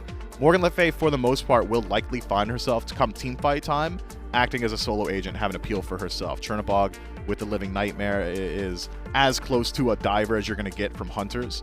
And Lancelot, of course, is going to be in that front line as well. So with Morgan Le Fay being one of the better self-sufficient peelers, one of the best at just keeping herself alive, thanks to the additional movement speed, the immediate knock-up, the CC immunity in her ultimate, I think it fits this draft very well. And then just having AoE damage and AoE CC to prevent maybe some of the dive potential of the Highland Ravens going to be really significant. In particular, Pele and Haddix going to have to play intelligently around that Dragon Flight. Highland Ravens with their last selection lock in Baba Yaga. I believe the first time we're seeing this god here in Phase 1. And that's going to push Pele over towards the jungle, more than likely, as much as I would love to see Scream on Baba Yaga in the jungle. But I think more likely that Ven now onto a traditional mage. Actually, I'm hearing just now from production, Baba Yaga is apparently banned right now competitively. Has a little bit of I suppose it's a bad interaction. But banned competitively, so they are going to actually have to go to a different selection for that last pick. Yeah, Highland Ravens missed the memo, but we'll be able to catch him up on it a little bit later. I mean, for the most part, when you're looking at the holistic draft from the Ravens, even Baba Yaga notwithstanding, I think does indicate that we're probably looking at a standard mage selection in that spot regardless. They've got themselves a very strong draft as well. I would argue a little bit more dive focused, and Baba Yaga would have fit that when you compare it to how she interacts compared to the majority of the mage pool. Gets in the home sweet home, chases down, so perhaps the Ravens try and grab something that fits a similar role. I would say, though, the Ravens do more so on the 4 gods that we do have guaranteed. Probably do need to put a little bit more onus on that early game. Yeah, I mean, I'm interested to see if now, because Baba Yaga, you're absolutely right, gets a lot of power jumping into those team fights. I think also like the Zhang Kui, like you pop your ult and you walk forward. That's your whole.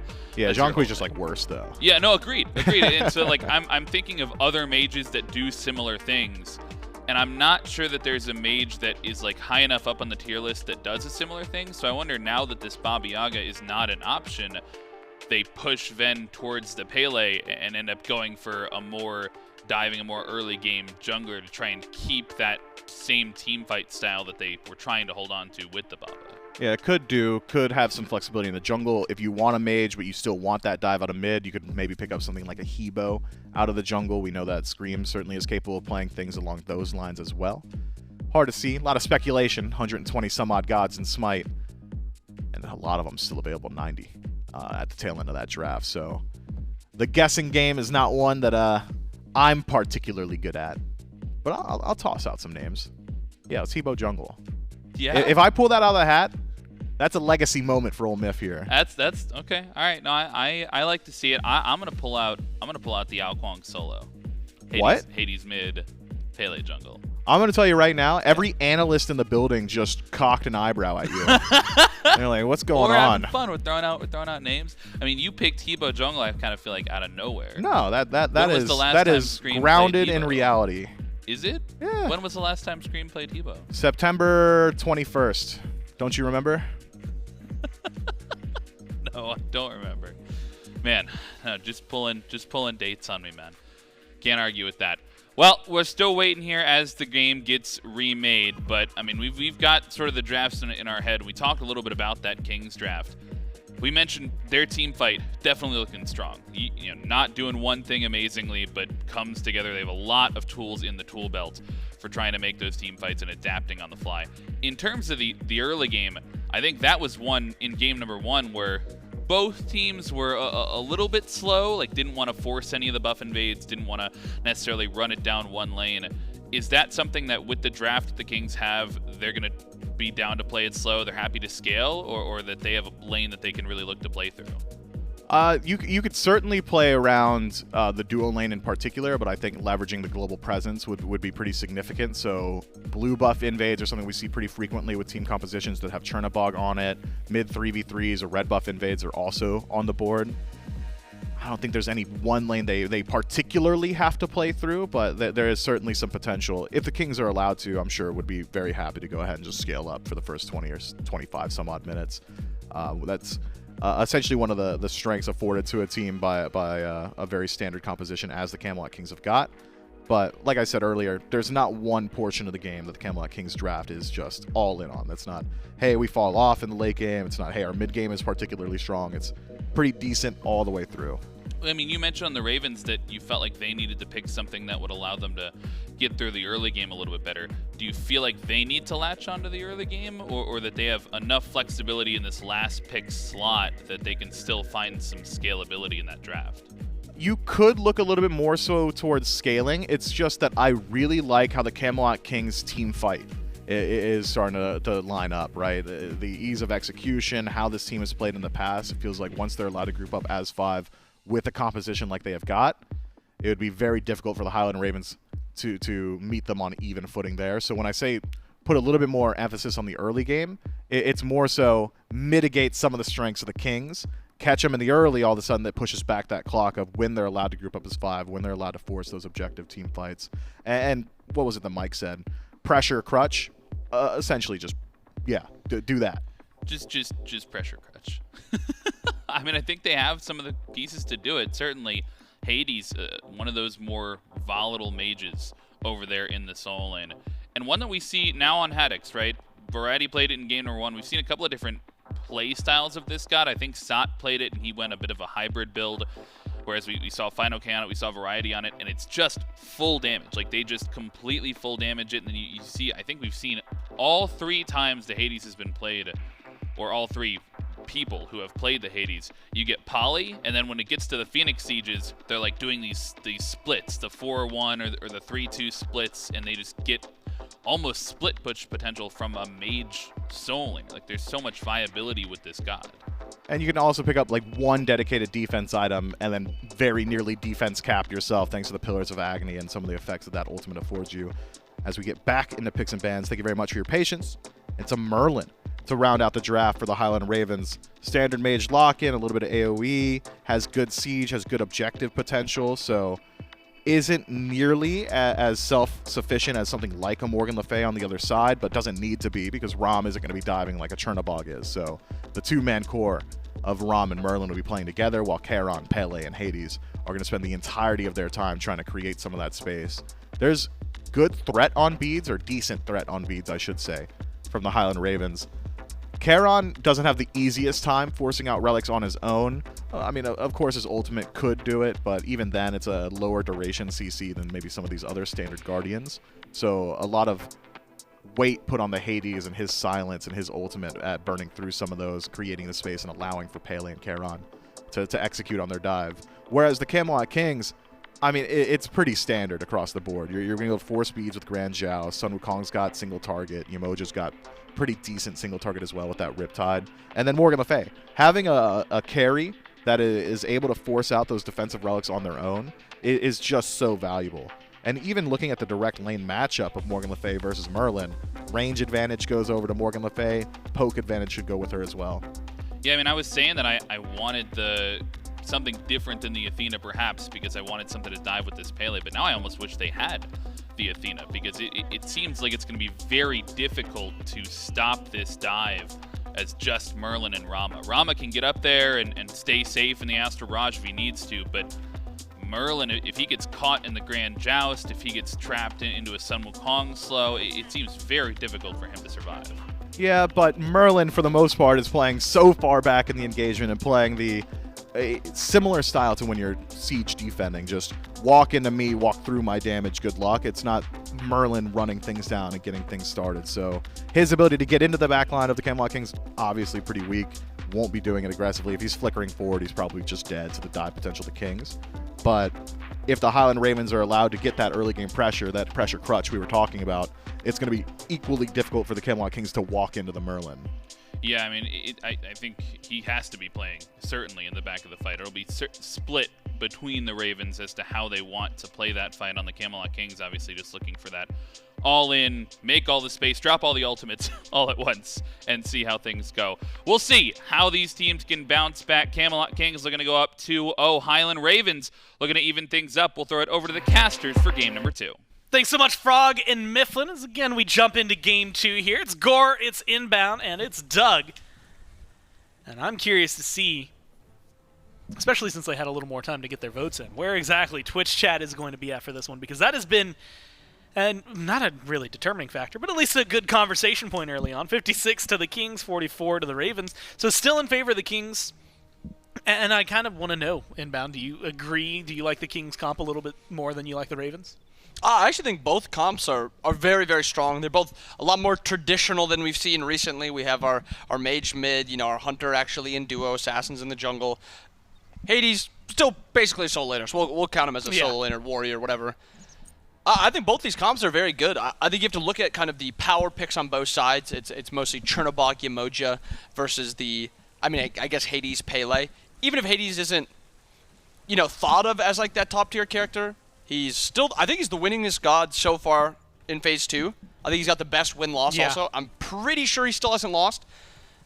But I don't know. Chernobog is such a strong character. Yemoja in the backline with him. So much safe dive in the way of Wukong and Lancelot. And then a really easy backline to play. I really like this Kings comp. And it's going to be one. I mean, we saw him play a good portion of this. And I think you go from a Ganesh to a Yemoja. There were quite a few players over the last few years where we've just said, hey, you give them, wrong you comes to my mind, right? You give them Yemoja, the game's over. Have fun, good luck. Quig has really cemented himself as a solid Yemoja player in the league. And I think that's going to make this duo lane a lot more interesting. But last time around, you had the Olorun, right? You had some more pressure. Admittedly, there was a weird, quote-unquote, start from the Ravens that they go back to normalcy this time around. But you don't seem, at least right now, to have that between Quig and Jarcorrr compared to what Zap and Hurry are bringing. Is that just like the Chiron, or the Charon specifically, effect? I think it's just Rama clears waves level 1, 2, 3. That's kind of what he does. And you know, Chernobog did get pretty big buffs to his clear, his laning phase. It's still something that he is just average at. He's not strong at it. He's just mediocre. But this is what I expect to happen. If Zap ever walks up to try to pierce the entire wave, Quig should just be harassing and poking him out really hard. Give him a lot of trouble. And Zap, sitting at half health, has a couple of health bots, so it's not going to be permanent, but it's a dangerous situation to just be sitting, especially at the tower line in. I think it's just going to be mid-camps, but you could see at least a little bit of movement from Twig and Tingz. Anytime that they start to look towards left, much like Tingz is starting to, or sorry, Twig is starting to now, that's the dangerous area overall. It's going to be followed by Scream. It's going to be about the shield buff, not about the gank. Well, maybe shield buff for the Kings. Scream could be looking for a little more. He's on the Pele this time as well. Something we haven't gotten to touch on. Maybe we'll have to look at in a second. Dash is good from Hurry. They're not going for the fight. They just want the camp. And so I guess I'll ask, shifting the Pele from mid to jungle, do you like Scream playing it a little more than Vin, or do you think it's just the way that the comp kind of demands it for the overall for the Ravens? Yeah, it's more so a comp thing. I think they wanted to play the front-to-back type of comp. They can dive, obviously. Charon really helps dive. Rama has a lot of damage onto the enemy backline. And then Scream and Haddix are going to be obviously getting in there.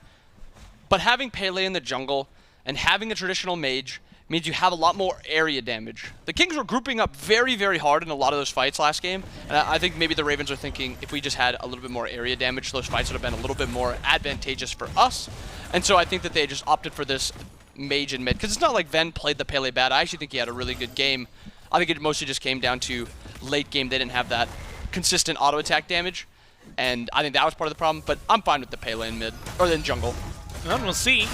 Small knock up on the Twig. They go in, invade, and successfully steal away the blue buff between Haddix and Scream. And it is a dangerous territory. That knock up, honestly, knockups in Smite in general. Yes, dangerous territory when you find yourself against some variety. Is now going to try to retaliate, steal a buff of his own. Won't be successful. So has to spend the next few minutes sans blue buff. And last time we talked a little bit about like Hercules missing out on the blue buff. Does Wukong care as badly knowing the Bluestone? Like he's pretty ability heavy. Yeah, I think he'll be a little bit better off than the Herc was. I think it's mostly a starter item thing. You get a little bit of MP5 onto the Bluestone, and Totem should actually be in his favor. He actually did get the Totem there. So that's so something. he's clean. Yeah, he'll be fine. He'll be fine. Totem differs. And you know what, Haddix? That's going to go on the write-up. You can imagine it now.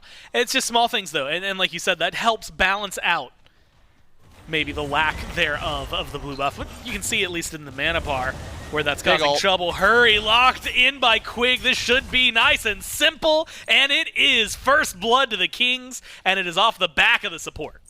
And something with that timing on that, now that you got the first blood on Quig, it doesn't really matter that he got the first blood, just getting that kill on that side of the map. Quig is actually able to back here, get his full Thieves, and get vision out. While Hurry can only go the cloak, he cannot actually get any vision. So now they're going to have the vision advantage on top of having that first blood. The Kings are going to have a lot of pressure on duo side of the map.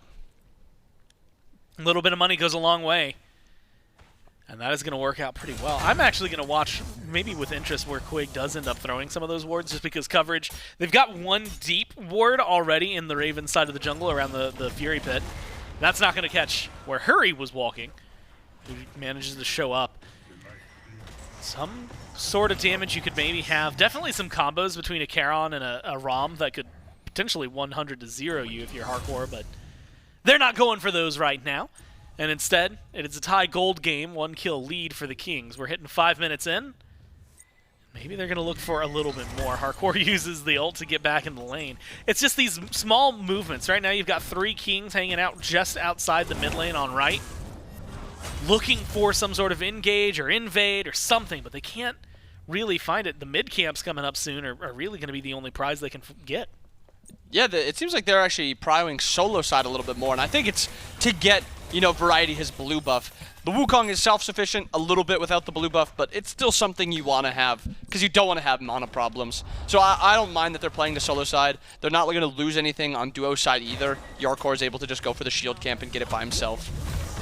And it works out. Not only do they secure the blue buff for Variety, they trade back what Hades was able to do a little bit earlier and get another one. Quig, though, taunted in thanks to the wave, manages to get out. Thanks to the Riptide, Haddix chasing him down. Scream bites off more than he can chew, but Haddix makes sure to balance it out 1 for 1. Hurry's looking for the lockdown on Twig, has the backup, the follow through, and the double kill for Haddix. But they're not done. They're still looking for a little more. Somersault Cloud gets Variety out of there, and that's the disengage for the Ravens. 2 for 1 trade, and they tie up the kills. Really good play by the Ravens there to actually chase out and take that fight after you lose double blue buff, and Haddix actually won't be able to have his now. Getting something back makes you feel a lot better than just losing those blues outright. The Quig meditation, at this point, heals about nothing. I think if we're talking about, you know, the upgraded med, maybe there's a different story there. After the nerf to base med, it's a very, very weak heal at this point. It's mostly bought just to get it upgraded into the next one. 10 plus 3% of missing mana, 8 plus 2% of their mixing health. Not a ton of healing, not a ton of mana sustain on that. But now we got an even game. No real lead anywhere. You got a level lead for, you know, Jarcorrr in duo lane. And that's just about it. Yeah, maybe slightly balanced. It's really watching Twig to see when he ticks over to 8, but some amount of experience in favor of Screammmmm. And, I mean, when you're talking about even, that's about as even as he gets, right? Split down the middle. Maybe a little 1v1 in the jungle. Screammmmm looking for a little more. Has the ult, has the move speed, forces Twig to use the jousting fields. And he has to ride his horse out of there. Screammmmm doesn't even have to commit the ult or the blink there. And so small wins for the jungler. But maybe a big impact because of that, now forcing Twig specifically to feel unsafe where he goes around. Yeah, Twig has kind of been getting, you know, a bit bullied in these early portions of the game. Yeah. Screammmmm, this game, maybe it's more of a Pele thing than a player thing, because the Pele last game was the one that was just ulting everywhere. Ult trades in solo lane. Doesn't really mean too much. I guess they're getting ready for the blue buff, and a Hades without ult versus a Wukong with ult. It should be slightly in favor of the Wukong side of things. I think Hades is a lot more ult reliant at this point. And Screammmmm, I mean, you had mentioned it, the Pele not only wanted to be scrappy, he's been hanging around on the right-hand side of the map, partially for blue buffs, but even before, if you don't ult for Variety, whether it was down or if he just didn't pop it, and Haddix pulls him in any further. You can bet Scream was ready to go in on that. Instead, it's going to be blink forward, knock up onto Quig onto the tier 1. Volcanic Lightning gets some damage. River's Rebuke. In response, the wave came through. The damage is good. Scream at least locks down Quig. Twig manages to get on the horse and run away, and Tings has the tier 1 tower to play Protector, keep him alive. But the damage from the Ravens, and more importantly, the coordinated strike in mid from the Ravens gets them a lot done. And Hurry, he's still bullying a little bit. Yeah, Hurry trying to get those cloak stacks, but huge ult by Hurry in that fight, actually. Peeled out Scream, who Scream was a little bit out of position because of the Yemoja ult. Scream's actually looking for now another play in solo lane. Wukong. Yeah, trying to gank a Wukong. Just Wukong things. But yeah. But the wave. Yeah, really, really big ult by Hurry. Peeled out Scream, also got CC onto 2 of the enemy teams, and a solo kill in mid lane. Wow. Jarcorrr ults in. Yeah, Nice get a little response trade. from Jarcorrr, but that is insane from Vin. Burn damage is good. He's been playing so confidently this set a lot more than last set. Yeah. He's been making a lot of 1v1 plays. If he sees an opening, he will try to exploit it. Even in the late game on Pele, he was getting a lot of damage out. He was top damage by a good margin on his team. It's something. I mean, look, Merlin has a lot of damage. I'm going to expect. Right now, he's actually pretty far down the charts, but it's 9 minutes in and he's Merlin. So realistically, especially if this game's going to go 40 minutes like the last one, then I'm expecting to see him start to top the charts eventually. But like you said, the confidence level has felt different, and maybe that's the difference of, oh, hey, we're playing the Kings, we think we can take them. In fact, we're able to beat them out for the first seed in Division last time around, the very first phase of this year. Now, though, it's all about the fight in mid. Scream gets aggressive. Wave's going to connect on 2. You need a little more damage to find Twig, and Vin is going to seal the deal on that one. It was split damage between Twig, Quig, and Tings. Scream had to use his ult, but manages to find exactly what they need. It's another pickup, and the Ravens are up 5-3. It's almost like the Kings are over-forcing in the plays they're forcing. Well, the first one was fine, but this one is just an over-force. There's a big opportunity for a fight there, and there's just so much chase-down potential by the Ravens. You have Pele, you have Charon, and your real only survivability with the Kings is mostly just movement speed. It's just running away. Movement speed from, Morgan's 3 or movement speed from Quig's 3. Yeah. The chase potential, that quick dashes that the Ravens have, they can chase out if you don't have a clean fight right off the bat. Hurry gets Riptided back in. I was waiting to see if he was going to be in any trouble. Stun is good from Twig. There's some Quig, and then Twig with the follow-up damage. They have the lockdown, the River's Rebuke. It's there, it's done, and it's enough. With the rotation from Jarcorrr and Ting stepping up, they find a kill onto the support. Now Vin taking a lot of damage. Poke, dash forward, and then the cleanup from Tings, and Twig manages to get out of there just barely. One more time mounted up. 2 clean kills, ties up the game, and shows, as you had mentioned, the Kings are looking to force fights, and they're doing it successfully. And that one was just a lot better of a fight. You get that early damage out onto Charon, then you use the Yemoja ult to end up getting the Secure. Scream's actually a little too far forward. If he hits the ult, Big Man, punishes Scream. I think Scream just gets a little greedy there, tries to clear out the waves a little bit, poke out a little bit. But that Morgan damage is no joke right now. 4-1-1 Big Man on this Morgan. Got the Chronos Pennant, got the Divine. Maybe Scream expected to heal a little bit more, and that Divine Rune maybe surprised him. Yeah, definitely one that shorts out a little more what you, like you said, would have been expecting. And now you've got 1,000 gold lead, a little over. And now that you've pointed out specifically that Tings is 4-1, I'm kind of wondering net worth-wise if he is up towards the top. He's 7,500. He's half of the lead, though. 500 over what Vin's been able to do. Now they get the beacon. They've got control in this lane. So it does feel pretty solid, I think, for everybody. The big lead, it seems to be, you've got 700 gold split between Zap and Jarcorrr, and Jarcorrr coming out on top of that. So the Kings really feeling great farm-wise, and with the last couple of fights, great kill-wise. Yeah, Jarcorr's been using this ult nearly perfect. Variety a little far forward. He is a Wukong, but that is a lot of burst. Variety dies. Yeah. Haddix uses ult, and Scream didn't even have ult there, so if he gets up there, he maybe gets out. Unfortunately, a little bit too much damage. Look, Somersault Cloud, Wukong, we talk about him, bird form, things like that, means a whole ton. But you also need some survivability, right? And that is something that, at least when I glance down, I'm not seeing the tankiness that maybe a Wukong could bring. It is very squishy. And this is the build that Nika did against Hades in this exact matchup. He went a lot more, damage, and then he went the brawlers. And it leads to you having a better, mid-game against this Hades. Haddix has no ult here. Beads are still available, but it seems to be just a kill. Waiting on his dash to see if he can maybe get out of here. But yeah, like you said, it's just there's 4 kings over here, and that should be the retaliation. Yeah, you can see already Hurry going into collapse onto the Fury. Should be Zapman as well. And that is the kind of opening, actually a very mirror of a play we saw in Game 1, but it was the Ravens who got aggressive on right, and the Kings who were able to get the Fury this time. Kings aggressive on right. Right as the Pyromancer spawns, you've got Jarcorrr over there. You're going to get the tier 1 as well. You're going to actually pick up a ton in terms of the objectives. Yeah, that seems to be a really good timed play by the Kings. Stopping the back. Isn't that a pain?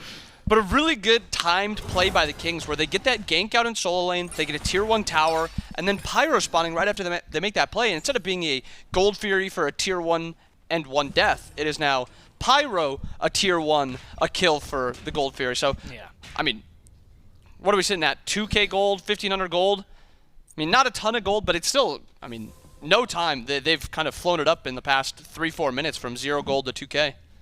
Definitely a comfortable spot, I think, for the Kings.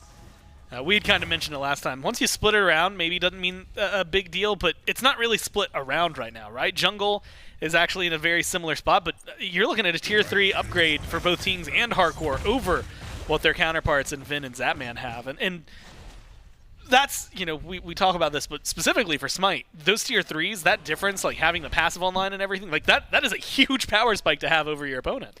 Yeah, it's the biggest spike you can have, tier 2 to tier 3. You're basically paying for just stats up to the tier 2. I mean, you're getting 30 power and 10% cooldown on Ven's item. And then you have pen, movement speed, power, MP5 on the Charon coin. Yeah, for the Morgan, or for Big Man on the Morgan. So it's just huge power spike difference.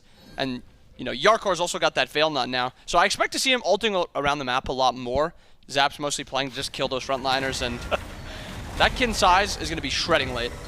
You have to imagine it's going to do a lot maybe here. Needs to do a lot here. He's gone up into the air. Does he have any help on landing? Snipes come down. Aegis buys some time. No one's there to save him, though. And that is going to be a kill for the Kings as they lay and wait in the water for Zapman to come collapsing down. And that just goes to show, I think, where this pressure has been, and more specifically, again, I used coordinated for the Ravens earlier. That's what it's been for the Kings. It feels like all 4 that show up in any given area, whether it's on left, on right, sometimes all 5 with Jarcorr's ult. It's just been all over the place. Variety, aggressive, the tier 1 in mid, so is Twig, but they've both taken a little bit of poke taunt. Specifically, just control over on Twig. Knock up CC's there. Tower shot. Oh my goodness. And then instead, it's Twings who kills off Venenu. I mean, just the turnaround. There's no reason Twig should be allowed to walk out of there. It feels like it's all Ravens all the time. But the Kings' response is just clean. Their control is just better. And Tings puts a 5th on the board for himself, a 9th for his team. And it just feels nigh unstoppable at this point. I mean, highlight kill for Big Man right there, but I want to highlight Quig's peel there, trying to get, that Lance, who was super deep out of there. Med was popped, spammed a few 2s. Twig was hanging on for dear life, and then the Big Man's damage just rains through, and it just picks off Venenu. And that is, like, the big difference now. The last 2 deaths have been the mid and the ADC for the Highland Ravens. We now have a 3-level lead in mid lane and a 1-level lead in dual lane. I expect him to keep forcing these fights on this side of the map, but Quig a little far forward. Not only that, you're almost at 4,000 gold now if you're the Kings. These fights have been going exceedingly well.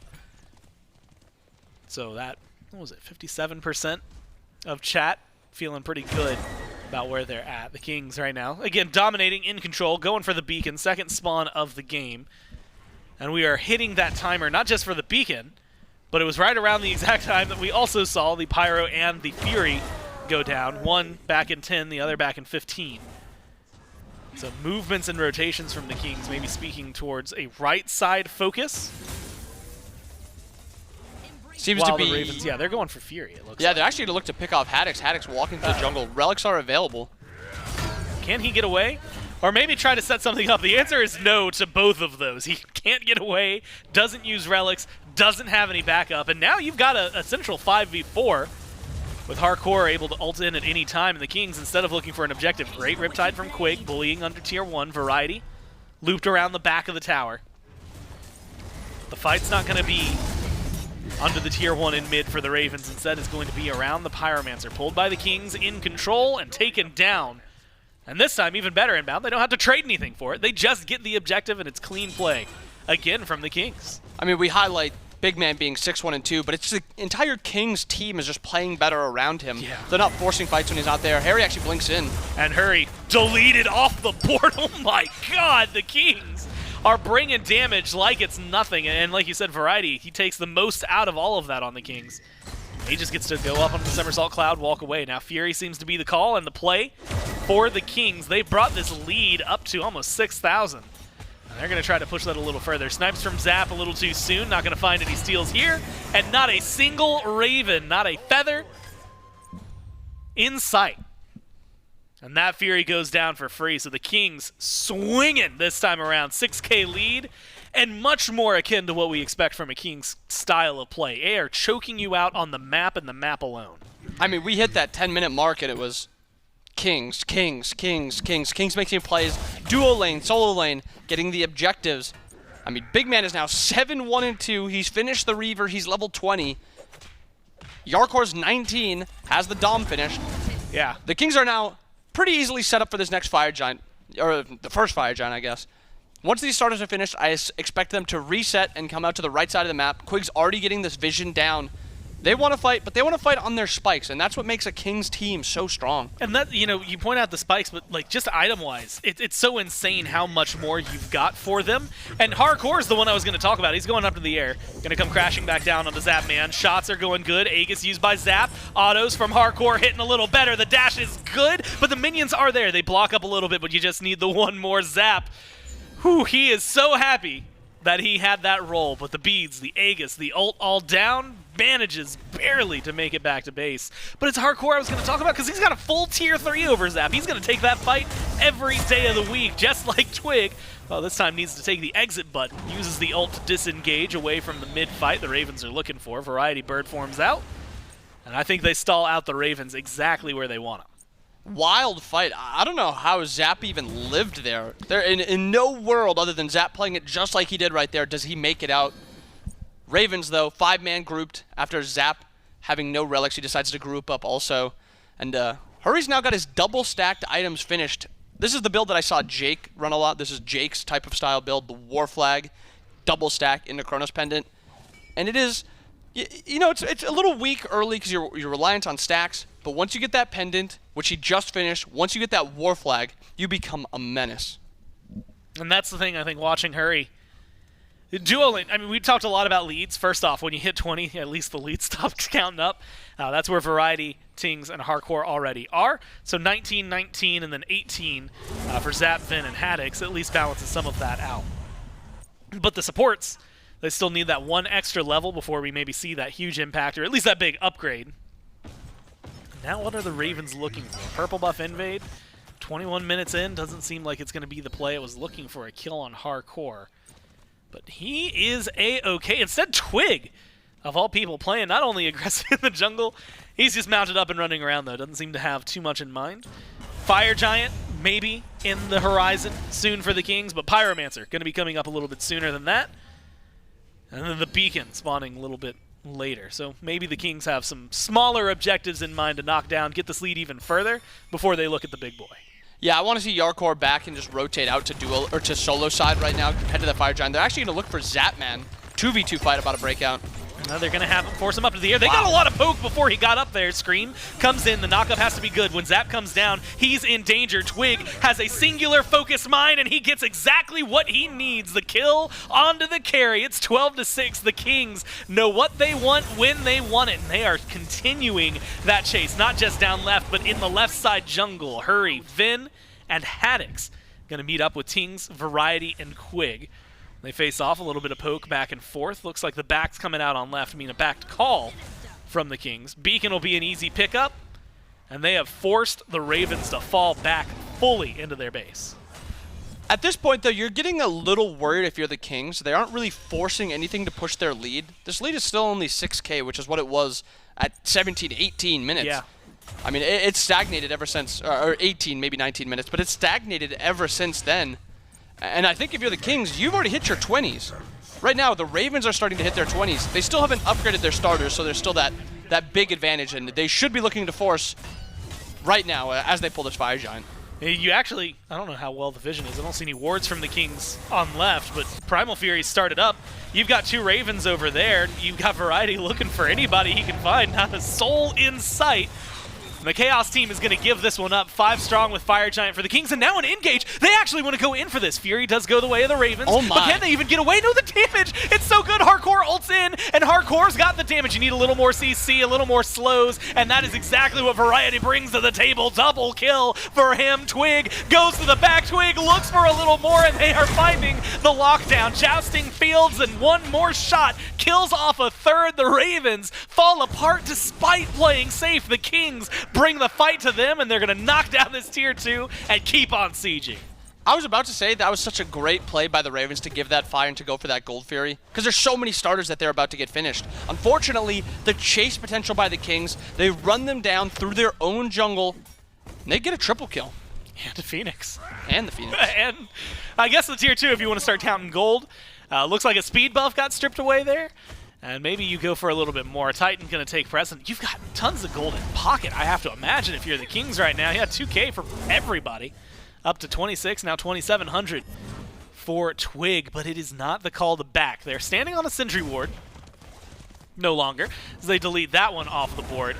And they're going to knock down this tier 2 in mid. Quickly and efficiently. Now it's mid Phoenix. A lot of gold in hand, though. This might be a little bit of a risky play. See what they can do. That's a lot of power spikes potentially waiting to happen for them. How much damage do they have? The Order Titan driven back. Good wave by Hurry. Hits 3. Doesn't necessarily have any follow-up to make a big difference. Fire minions on left, and now the retreat. You'd called it a little too dangerous, maybe a little too risky. They recognize that. And the Ravens win a Fury, lose everything else that you can imagine. Left side Phoenix, mid tier 2, left tier 2. And a whole lot of gold, but that Fire Giant buff already paying for itself. And just to highlight that end portion as they're retreating out, Variety actually stays behind a little bit, stays a little bit far forward, same with Quig, just to push out the next wave and to kind of give them, their backliners, a little bit more space to clear out the jungle. Every piece of jungle is down for the Ravens. They have no farm to get on the way out. And that 6K gold lead we were talking about at 23 minutes has now ballooned up to 13,000. So that, you know, maybe a little slow past the 20-minute mark, but as soon as that 23-minute mark hit, just all Kings.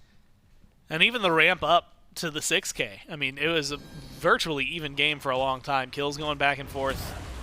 2K felt like it was a pretty good lead, but it wasn't explosive by the time that it really was picked up. 3K, 4K, 5K, suddenly we're in the conversation for the Kings. Now that they've pushed it up this far, it has become absolutely insane, and you're just highlighting for me full builds now. I mean, like, recipes gone, tier 3s bought. I would say more specifically, maybe you're looking at the Mirrodin, but I see that Deathbringer, and I'm thinking I don't want to fight Jarcorrr anytime soon if I can avoid it. Yeah, I'm not trying to fight Jarcorrr, especially when you have 0 Spectrals. I expect Haddix's last item to be that Spectral, but he's still a good amount of gold away. Has to earn a little bit more. There's a lot of gold on the map if you look at the other side. 4 towers still standing on the side of the Kings. You just haven't been in a position as the Ravens to knock them down. Weren't able to get any tier 2s last game either. Right now it is a Phoenix Siege on right for the Kings. Jarcorrr getting some autos out there. River's Rebuke comes up and separates this fight. Wave from Hurry is able to connect, but again, no follow through to really make a big difference. Haddix uses the ult, forces Twig to fall back and fall out. And now with the Ravens searching for it, but there's the damage from Jarcorrr and exactly what you need. Haddix taken down low, up and down immediately for Jarcorrr. I think he was going to chase, but got a better call. Instead goes for the Phoenix. Now the chase is on, the damage is there. They're going to go ahead and pull back. The Reigns being pulled hot by the Kings. Take the Phoenix, get on out. I mean, this is giving me Kings with genetics type of feel. They're very calculated in what they do. They don't over push when they have to. But if they have a lead and they know that they can win a fight, they will push you into that fight and make it feel like there's nothing you can actually be able to do. And it seems like Quig shot calling, or maybe if it's like an entire more team-wide shot calling, maybe that's seeming to like mesh a little bit better now. Kind of goes to show, and you know, we've had that conversation. In the past, we've had teams, and I'm going to pull out, like, some deep names. Raffer, I guess, is not necessarily that deep of a pull, but then, like, Pain Devion, like, way back when you had people who were like, he's General Pain, you give him 4 guys, and he's going to make the same shot calls no matter what, as long as they can hit their buttons. That's what mattered. And so the really big conversation, I think, was is that the kind of guy Genetics is it's, hey, this is, but now I think what we're learning is, no, it's a little bit more widespread overall. The Kings playing well, and I guess we'll get to see what they do. It's going to be a Fury. This one's going to be pretty easy. Fire Giant, a minute and a half away from being enhanced. So it's going to be a reset from these teams, maybe an actually aggressive play from the Ravens, as they're starting to move in on the FG, and they're looking to try and pull it quick. No ult for Jarcorrr either. They don't have that full-blown transition, but it seems like a little worried about it still. We'll see. Now we're setting up in the FG pit. It's going to be a little aggressive. I'm wondering. It feels like maybe you get a fight to break out, and then the Kings show face and the Ravens say, well, no. And just walk away. Left side Phoenix respawn, though. They're going to be able to maintain that. And they force this FG to go down. It's a minute before it's enhanced, so backdoor protection is still going to matter right now, although they didn't run it to the Kings the first time. We'll have to see where they go with it. Phoenix Siege, more than likely on the horizon. Kings moving forward. And it is just waiting for that moment to break out, waiting for the shoe to drop. You have to imagine as they shimmy over towards left, they're going to be looking to go in. Right now, at the Phoenix line, what are you looking at for the Ravens to stay in this? I mean, Venenu's got to play nearly perfect here. He can't get engaged on, and he's got to get a lot of poke out.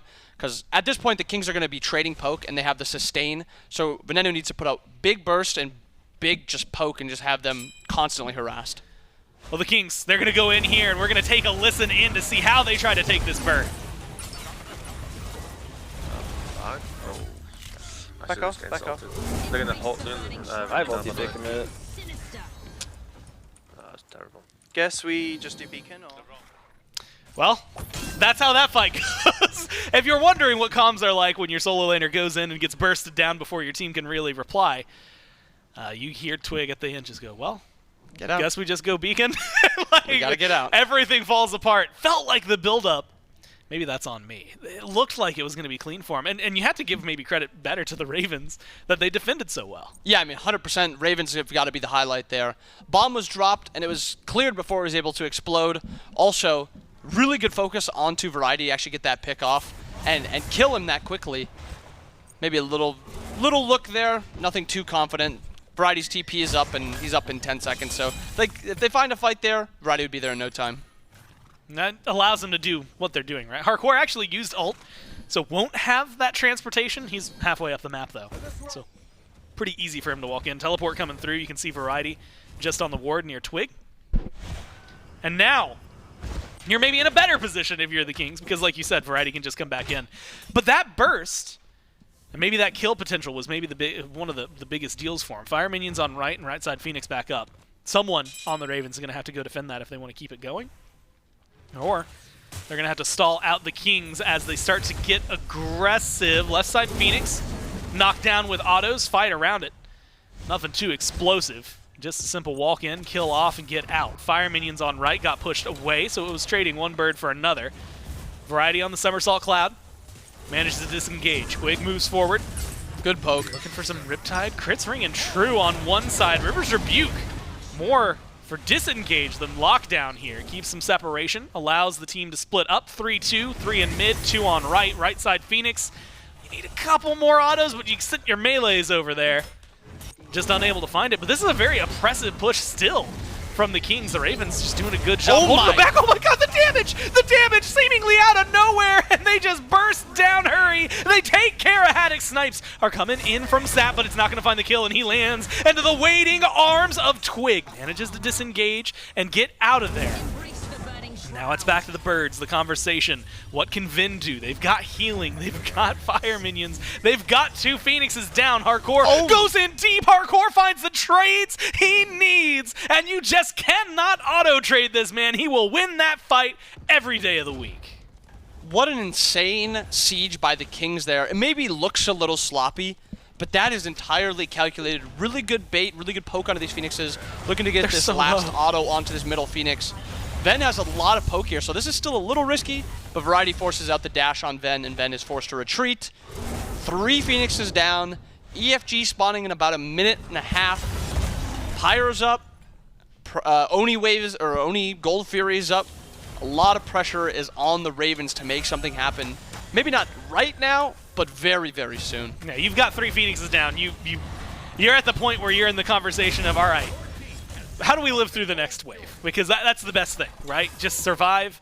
They're not going to be up for a while. Are you talking objectives? Probably not. In fact, this is a question for you. I mean, 3 Phoenixes down. You need Hail Mary style play. They're pushing out right now. What level of pushed out for these waves do you feel comfortable then allowing an enhanced Fire Giant conversation? Or is it just off the board for the Ravens? I think it is mostly off the board. It is so hard to be able to push the waves up and be able to contest fire. But just about right where they are now in left lane is where you want it approximately. If you can get a little bit deeper and do one more wave, it would have been a lot nicer. But this EFG is spawning right now. If you're not over here at this point in the game, they're just going to burn that EFG instantly. Kind of sucks for them that it's like an Oni wave as well. Yeah, like that's it's not true just too. fire minions, it's Oni fire minion waves.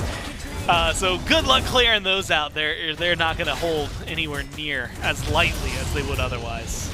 EFG's here. We can actually jump in, listen to the Kings, because it looks like the Ravens are going to jump in and try to disrupt. Steal. Achilles in. Rum ulted as I'm well. gonna ult. Charon maybe? Yeah, maybe after his dash. His dash is down. Yeah. Hey, he's bank, he's bank. Oh man, Pele. Chase. I'm fine. Give me Rama's on me, help me on Rama. Yeah, come. That's formed in. No Rama, but Charon's low. Okay, it's just me and you. Look at Rama. I hit him. Can we go? Yo, I ulted them here. I'm good. Hades beats. Play slow. I got his dash, Charon dash. Chilling. Hades up here, boys. Hades up here. No beats.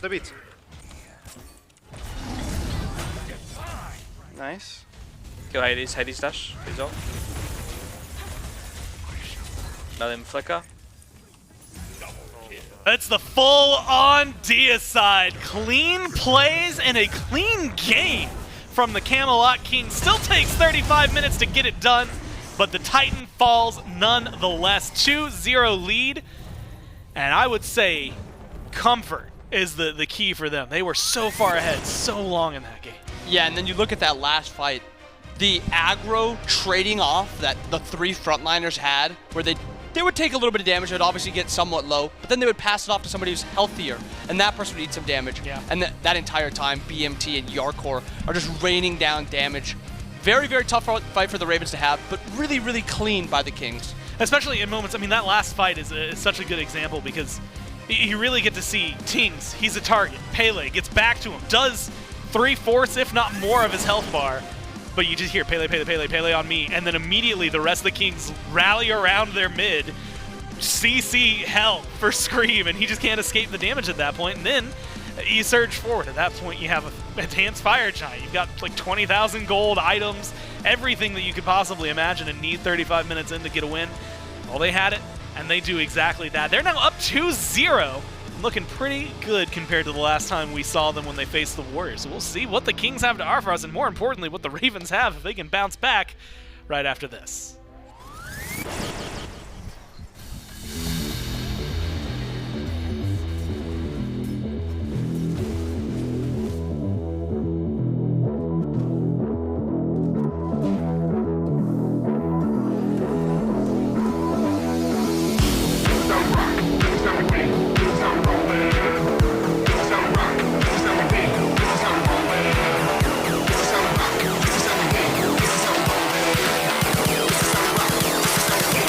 How we roll, man. Some rock, some win, some roll, man. Some rock, some win, some roll, man. Some rock, some win, some roll, man. Some rock, some win, some win, man. Some rock, some win, some roll, man. Some rock, some win, some roll. Some rock, some win, some roll, man. Some rock, some win, some win. Some rock, some win, some roll, man.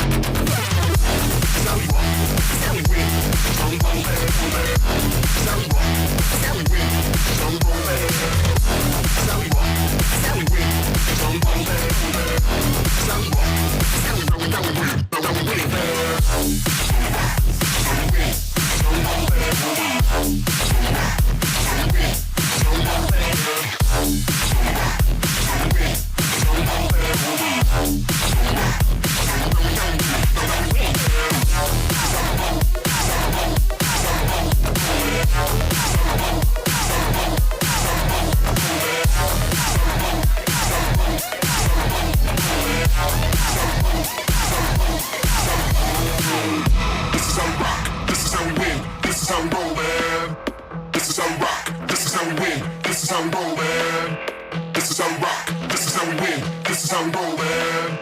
This is how we rock. This is how we win. This is how we roll, man.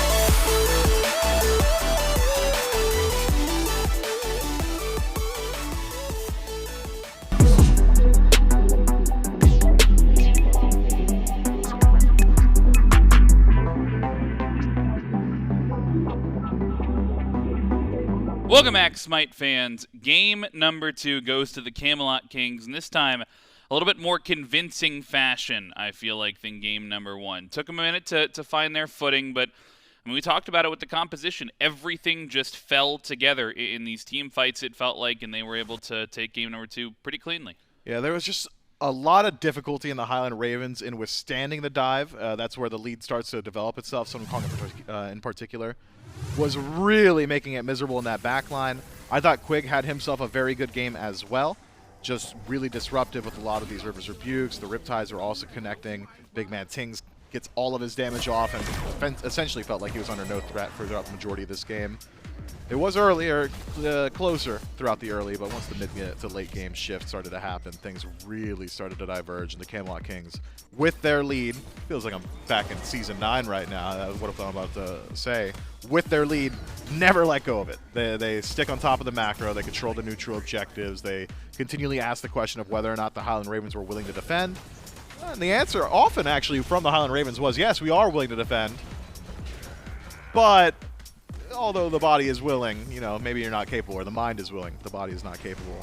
The Highland Ravens get knocked down time and time again in these team fights. I'm not sure where you look at for the answer. And unfortunately for them, maybe had that Baba Yaga been available, that could have been it, because that Merlin really was struggling to apply damage during the dive, or attempted dives from the Highland Ravens. I don't know. What is your answer? I mean, I'll tell you what I saw in a lot of those replays is Chernobog.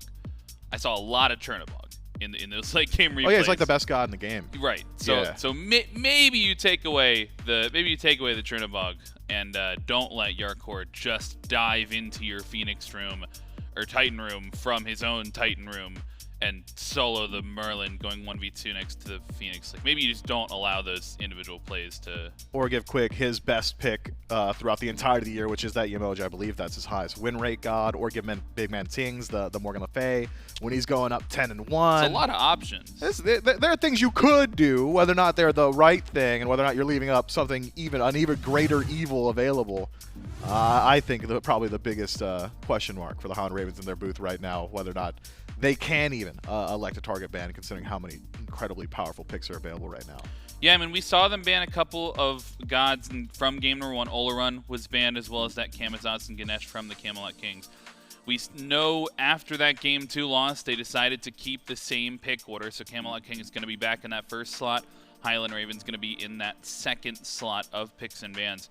I'm wondering if they're going to try and keep the same bans and just go for a little bit of a different pick strategy. That they very much prioritize that Hades first pick, right? They go Hades, Pele, top 2, and then it felt like they were always playing from behind. And Hades, Pele from behind, like not getting to have that solo jungle dive felt, excuse me, a little bit difficult. Yeah, but those are also pressure picks that shouldn't be falling behind. You don't pick Pele because she's weak in the early game and has great scaling. She does have decent scaling. Early game also very strong. You pick Hades because he's only strong in the late game. Also has like a really, really strong laning phase with all that sustain and damage output that he's able to stack up relatively early on. So I don't think I would leave it the draft questions at the feet of those two picks. It's more so the play on field or maybe some of those early game team fights when the game was closer to even, slash line around 6-6 at around that 12 to 13 minute mark, where had a few more things gone the way of the Ravens, we'd be talking about how it's an even set right now, unfortunately for them.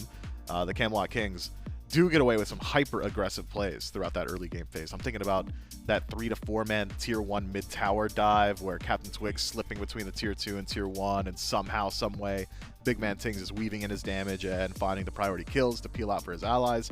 Situations like that really do stack up massive gold leads. That's where the Camelot Kings start to develop theirs in the previous match. So, and it doesn't feel great to say it, and I'm sure the coach doesn't feel great saying it either if he tends to agree with me. I don't think it's necessarily a massive draft diff. I don't think either of these two games was decided in P's and B's. I think it was absolutely play on field, and right now the Camelot Kings have got it. Well, I mean, if it is play on field, though, maybe it is you want to draft towards where your play on field is leaning anyways. If they're I don't disagree that the Pele and the Hades, those are early game picks. They've got their own pressure. But maybe if you're not able to get that early game pressure out of those picks, maybe you're more slated to pick up a mid game or a late game character if you're gonna get there anyways, and try and look to match that scaling and wait for those team fights in late games. We'll see how they adapt in picks and bans for game number 3. Regardless, still in that second pick slot, and I think it's on the Ravens. If they agree with you, if they don't want to make a change, they go back to something similar. I think the Camelot Kings would probably be happy to have a little bit of a salty run back here in game number 3. But I mean, we'll see how they want to adapt, if at all. Yeah, we'll see. I mean, the Highland Ravens do have things they could lean back on. Scream in particular, Lucas Spracklin has got one of the most diverse god pools out of the jungle. Could go towards things like the Naja or the Erlong Shen, which have served him well recently. Was losses most recently on those picks up against the Oni Warriors, but everybody's losing to the Oni Warriors and had great individual performances, I'd argue, especially on things like the Naja, which could simplify some of the engagements for the Highland Ravens. And when your back is against the wall, like it is right now, you're one game away from having the set closed out on you. You really don't want to go down on a goose egg. Ease of execution and ease of play are at the forefront of my mind, or at least it used to be when I was a competitor. You want, when the mental stack is there, when the cards are stacked against you, to have as easy a time as possible performing.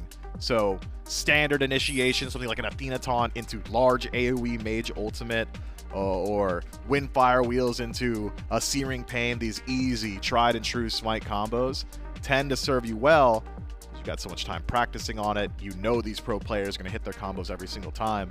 And if you just get an early game lead, pick up a few kills throughout the first 10 or so minutes, I'm going to keep harping back to it, probably just because I think it was hilarious when Mike had said it.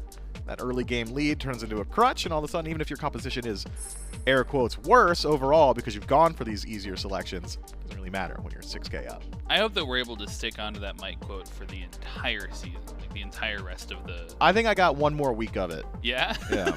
Won't last that much longer. Bans come through.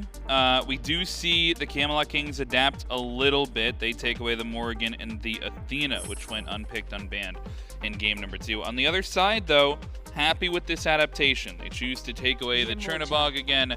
They do leave the Yemoja up, though, for Quig, and I think we saw how effective it was in game number 2 there. No surprise it gets locked in here again. Yeah, just got the better end of a lot of those rotations. Felt like Hurriwind was following Quig around the map for the most part. Fortunately for Hurriwind, that global presence on Charon in the previous game allowed him to be slightly behind on those rotations. This time around, though, I'd like to see Hurriwind match Guardian presence. The Charon, essentially a Guardian warrior, about dealing damage, about sitting in that back line. Really good from ahead. One of the most stifling Guardians you can play from ahead, similar to Ares in how it's executed. I think getting a tried and true, I want to play support style pick would serve the Highland Ravens well.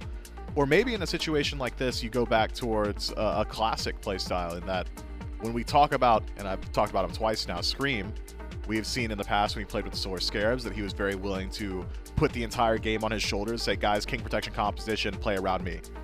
We've seen that style of play work for him on other teams in the past as well. Maybe the Highland Ravens can try and lean into something like that. That said, when Scream's feeling himself, he does go towards the more eclectic in selections. Things like the Bastet come to mind, which could be a little bit concerning, especially considering the current meta. We'll see which way the Highland Ravens go. They've got a whole breadth of options available to them. I mean, and Frog, you might not like it. I'm thinking like Olorun Pele here might just be it. Oh, Raijin. That's good. I'm thinking... Olorun Raijin, I'm thinking probably? Olorun Raijin. No, you're good. You're good. That's where my head was at. Yeah, even before they locked it in. Olorun Raijin will be the top two for the Highland Ravens, and an interesting one to be sure. Neither of these picks seeing the light of day on the Ravens side quite yet this set. We saw Olorun there in that game one. And notably, Camazotz still on the board for that matchup that we saw in game one, banned out in game number 2. And sure enough, that Kings roster is going to hover that and pretty instantly lock that in. I think that'll likely take Twig away from the Lancelot this game. But that matchup into Olorun, and this Raijin, something that we've seen some mid laners be sort of willing to go to and be that aggressive player. Some mid laners not as eager to get onto this Raijin pick, but has had very high highs and some low lows as well. Yeah, Raijin is the god of, are you playing confident? If yes, you've probably just got the damage output to do so. Just need to find that confidence and willingness and find those opportunities where you can leverage that early aggression. Some of the changes to Raijin most recently, namely the burst of damage on initial hit of Raiju, has really boosted his viability. This god can absolutely control the laning phase. The leap, of course, still pretty weak because of the pre-fire frames, but doesn't necessarily matter if your escape is weak if you're using it aggressively. If you're going in, no one's probably going to stop you. Tycho Drum scales very well. He scales as a whole very well into that late game. But I want to see damage diversified now from the Highland Ravens. Magical defense is incredibly powerful in Smite, and having both of your carries on that magic could make it very difficult. Olorun and Raijin, I mean, you really want those picks to be able to shred very quickly. Yeah, it could be tough, but looking on the other side, it's not like they're going to have a dedicated tank in the soul lane to shred through necessarily. No Cthulhu, no Sun Wukong on the board. It's going to be this Haddix back in the hands of Variety. Still difficult, for sure, to take down, but something you don't necessarily need that Kins to be able to do, a traditional hunter. But the bans come through in the second phase. The top threes get locked in here for both squads. And the support lock-in for the Highland Ravens, something I'm a little bit surprised by. I'm not trying. I think of Hurriwind as an Atlas player. I suppose we've seen him go to the pick before, but a pick that we most recently saw PBM on, and he built like a mage, and so interesting to see Hurriwind's take on it. The Highland Ravens, it's interesting in two ways. When Hurriwind first made his transition to support, he sent straight away from it, but when he first made the transition, was really locking in that Atlas consistently, was one of his top picked gods, so certainly has got a good deal of history with this pick, but he's not the only player on this team with history on Atlas. It's the Scratless. We've seen it a whole lot. I don't want to, and I'm sure Bobby will have some choice words for us if it is going to go that way, but these guys have gotten weird when their backs against the wall before. That seems to be a hallmark of Scream teams. I'd really prefer it not to be, though. So, assuming that it is out of support, this is a very strong front line already locked in for the Highland Ravens. Hercules and Atlas both really good at burning through those relics. Have largely non-committal initiation, the ability to throw out your CC from range. If it connects, awesome. We can go all in. If it doesn't, I'll fall back without trading out your life too much. So a lot of good there. And a lot of good backline that you need to protect. That Olorun and Raijin can carry you to the promised land so long as you can keep them alive. Camelot Kings throw a curveball with their bottom two, though, Frog. Hera and Anhur locked in. Anhur, of course, hyper aggressive out of that dual lane, leaping in, massive damage output, good CC immune ultimate. But the Hera is something that I've come recently only to associate with Dardes.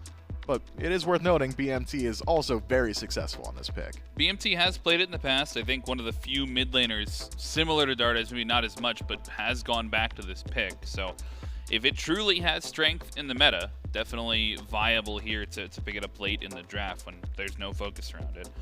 That'll close out the draft for the Kings. And on the Highland Ravens side, I do think we will not see the Scratless, although there is some universe out there where it's Hurriwind on the Hunbat's support. But I think pretty unlikely. Yeah, and the infinite universe is available to us according to modern interpretations of string theory and the like. Right. There's probably like half a universe out there where that Hunbat's is going to support. And the other universe is Hercules is in support. But I think in this one, Atlas probably the support pick. And once again, I mean, a pretty standard draft, maybe outside of this double magical backline for the Highland Ravens. And I was not looking necessarily for a pick like the Hunbat's. I thought we were going to see something more dedicated, like a high damage dealer, high octane, something that would get in there like the Pele, like the Camazotz of the picks left available. This Hunbat's more of a utility jungler. It is. Hunbat's does have good interaction to Camazotz. If Camazotz doesn't have beads available, Hunbat's is one of the few assassins that can kill him before he gets up into the air, just by nature of how long a CC chain Fear No Evil is on its own.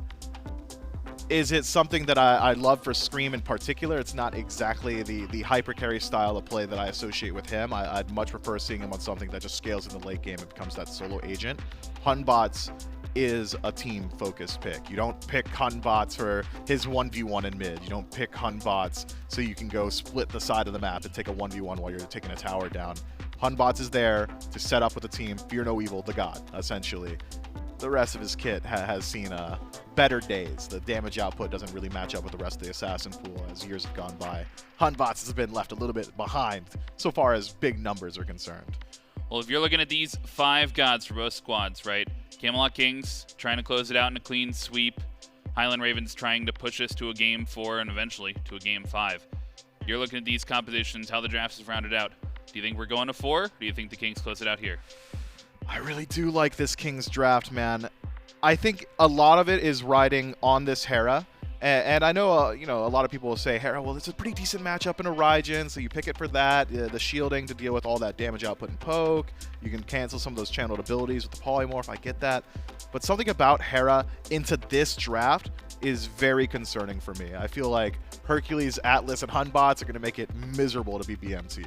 It's going to be tough to be the Camelot Kings, but they're going to try and close out in a clean sweep. We'll see in game number 3. We'll throw it over to the casters. Thanks so much, Frog and Mifflin, as what could be the last time you come down to Gore inbound.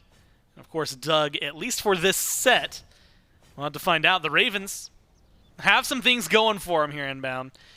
Although I know Mifflin just expressed an interest in the Kings draft overall. Hera gave him some concerns. It seems chat seems to agree 62-38. It has grown each game more overwhelming in favor of the Kings. Are you feeling the same way? I guess about all of it. The Kings draft, but specifically maybe like some of the Hera interactions? Yeah, I think at a base level, I agree with the Kings being the favored comp. But this Ravens team, if they can get, to the mid game, if they can start punishing relics being down and be able to get those relics down, they have a whole lot of CC and a whole lot of damage that they can actually punish them. And also, Quig is going to have to be safe, very safe in this type of comp because a Hunbat's ult onto Quig means he's most likely dying. Raijin with all that CC in his ult. Yeah. If a Herc plucks him, if an Atlas plucks him, there's a lot of CC that if he gets hit by it, he will be dead. But if you do get to that late game 5v5, the game is even. I think this Kings comp is just so much better. And we saw, in a perfect scenario, actually, during the last fight, targeting specifically BigManTingz and how quickly the team was able to turn to save him. And admittedly, there was some self-peel, I think, in there on the Morgan Le Fay. But if you have that from your team, and you got Quig back on the Yemoja, so I think you're going to have a little bit of that. And it just feels like, yes, you could potentially bully the Hera, but also the Kings were really good about that before. Great stun as well. At least some CC there in the duo lane. Twig, wow, eats a lot of poke. And that's something, you were mentioning CC on Raijin ult. I would say just Raijin damage in general. That's a good example of what it brings. Yeah, I mean, this early portion of the game, that Raijin 1-2 combo is one of the highest ability or damage dealings you can have in just 2 abilities. You compare it to Ting's damage, and it's hardly able to clear a wave even. Twig blinks in mid. A little bit of poke onto Venenu, but no real worry. I think this is more just getting that pressure down in mid to go for the mid camps. I never hate a play like that, especially because a lot of the times you're not using your blink that early anyway, and that pressure in mid could mean a lot. Especially, I mean, some small mentality. Well, you poked me, I'll show you what poke means. And Camazotz jumps in. Doesn't quite get the full camps. Looks like Tingz is trying to go over and contest left side camps. Get some damage onto Scream. Wow, it's actually a lot, and Quig has rotated in. Does not have the stun. That could have been the big difference maker, but that blink early from Scream just to make sure he gets away. Now he might even be able to find a shield buff for his troubles. A great play from the Ravens just to make sure First Blood doesn't happen. Yeah, overall, both blinks used on jungles. Nothing too insane happened. Shield camp goes over to Olorun, which is, I guess, a pretty big thing. A god that's already clearing very well. Now also has survivability from that shield, which Jarcorrr just takes off of him. But he still has the protections. And I love this. I love when supports do this. If you have the time to do this and you can stop an enemy, you know, backing, he's not going to miss any part of this wave. That is such a good play. It really harasses Scream, slows down a lot of Scream's farming, and because of that, you actually get Twig getting the back camps. And again, small invades. He's going to start him up. Scream will be here. The timer wasn't working fully in his favor, so he only gets the minis, but that's 2 minis that, guess what, Scream does not have. So you do get small wins no matter what, plus your own back camps, blue buff, etc., etc. Kings, it's their map play that has been the biggest topic of conversation for them as a team. It was a huge topic last year going into Worlds, prior to Worlds, definitely at Worlds considering how easily it felt like they choked everybody else out. And so that coming back into the equation here, even with Quig stepping in, and that's the, you know, we touched on a little last time, we've talked about the shot calling and discussions like that, but I have to give the shout out where it's necessary. I feel like Quig is playing wonderfully, and it kind of alludes to what Twig had said in the interview. Just that he's still vocal, he plays well. You know, we've gotten to see him on gods he's comfortable with, right? He hasn't had the genetics, here's 5 bans your way, good luck, and then still have a good game. But he's done a damn fine job, and if he's going to be playing gods that, like a Yemoja that's getting let through for him, then absolutely, make it work and let him play it. He's done great. Yeah, I mean, he's just dominating with those 2 best gods, best supports in the meta, the Ganesha and the Yemoja, both highly sought after, highly banned. And he's getting it, and he's getting it really well. Scream's ult down on mid, big man looking to turn it a little bit. But Scream, he didn't really care for the kill. He just wanted those beads, and that's what I was talking about, where they want to play to punish these relics. Now, they've got 160 seconds. Actually, huge ult by Quig, pulls them both back in. Atlas ult and trade. Same with the Olorun ult. Looks like everything is forced by Quig there. I mean, again, just like what we saw in mid, it's not necessarily the kill they wanted. Obviously, a kill would be great, but that's 2 ult trades for, I mean, Anhur ult is also 90 seconds, but Olorun ult is 120 seconds. Now this is a 1v1 that Jarcorrr wins very, very easily for the next 2 minutes. Yeah, and a Riptide that pulled them in forced beads from Zap as well, so like he's going to be feeling a little uncomfortable, I think, throughout this. And, I mean, that was just, I couldn't think of a better time, hyping up Quig's Yemoja and then having that play. Like, it lined up pretty perfectly. I do want to ask, though, because you mentioned you get beads on Tingz in mid, your Scream, your Hunbats. We know it is Fear No Evil Central. But he's gone for what I'm assuming is going to be a Transcendence as opposed to like a Jotuns. Does that like lack of cooldown make that trade not quite as worthwhile? It could be, but I think with how much CC they have from their 2v2 in general, also when Hurry rotates over, it's still going to be choking out Big Man a lot. If they really need to, maybe Scream's ult isn't up, but, you know, Big Man's playing too far forward. They can just have Venenu dash in on him and just taunt him in or something. So it is, I agree that it's a little hard to, you know, punish that with this Trans, which is more of a hyper carry item. A lot of damage on his Scream. He actually has no ult. A Twig has the bat out of hell. I'm surprised did not go under the tier 2. Especially with that Jotuns, that's a lot of damage. He even walked back in to get extra poke. I swear it felt like he was going to be there. But no, they focused on this. And maybe it's just the worthwhile of it. What a good boulder from Haddix to get his own blue. And it stops Twig. So no kill, no invade, no success on right for the jungler despite the damage output. Yeah, I mean, right now, Twig is just kind of dominating this early game, and that's what you expect, obviously, when you're playing Kama versus a trans Batz. A lot of pressure up from Twig. Haddix kind of saving his lane there with that secure. Having no blue buff on the Herc, we highlighted it game 1. It's a pain. It is very hard to play around. You're almost always out of mana. You don't have great clear. Variety in ult, holding in Scream, goes for the fear. Burst damage is there, dodges out the Atlas shot from Hurry. Which honestly, that was an impressive angle to even almost hit that.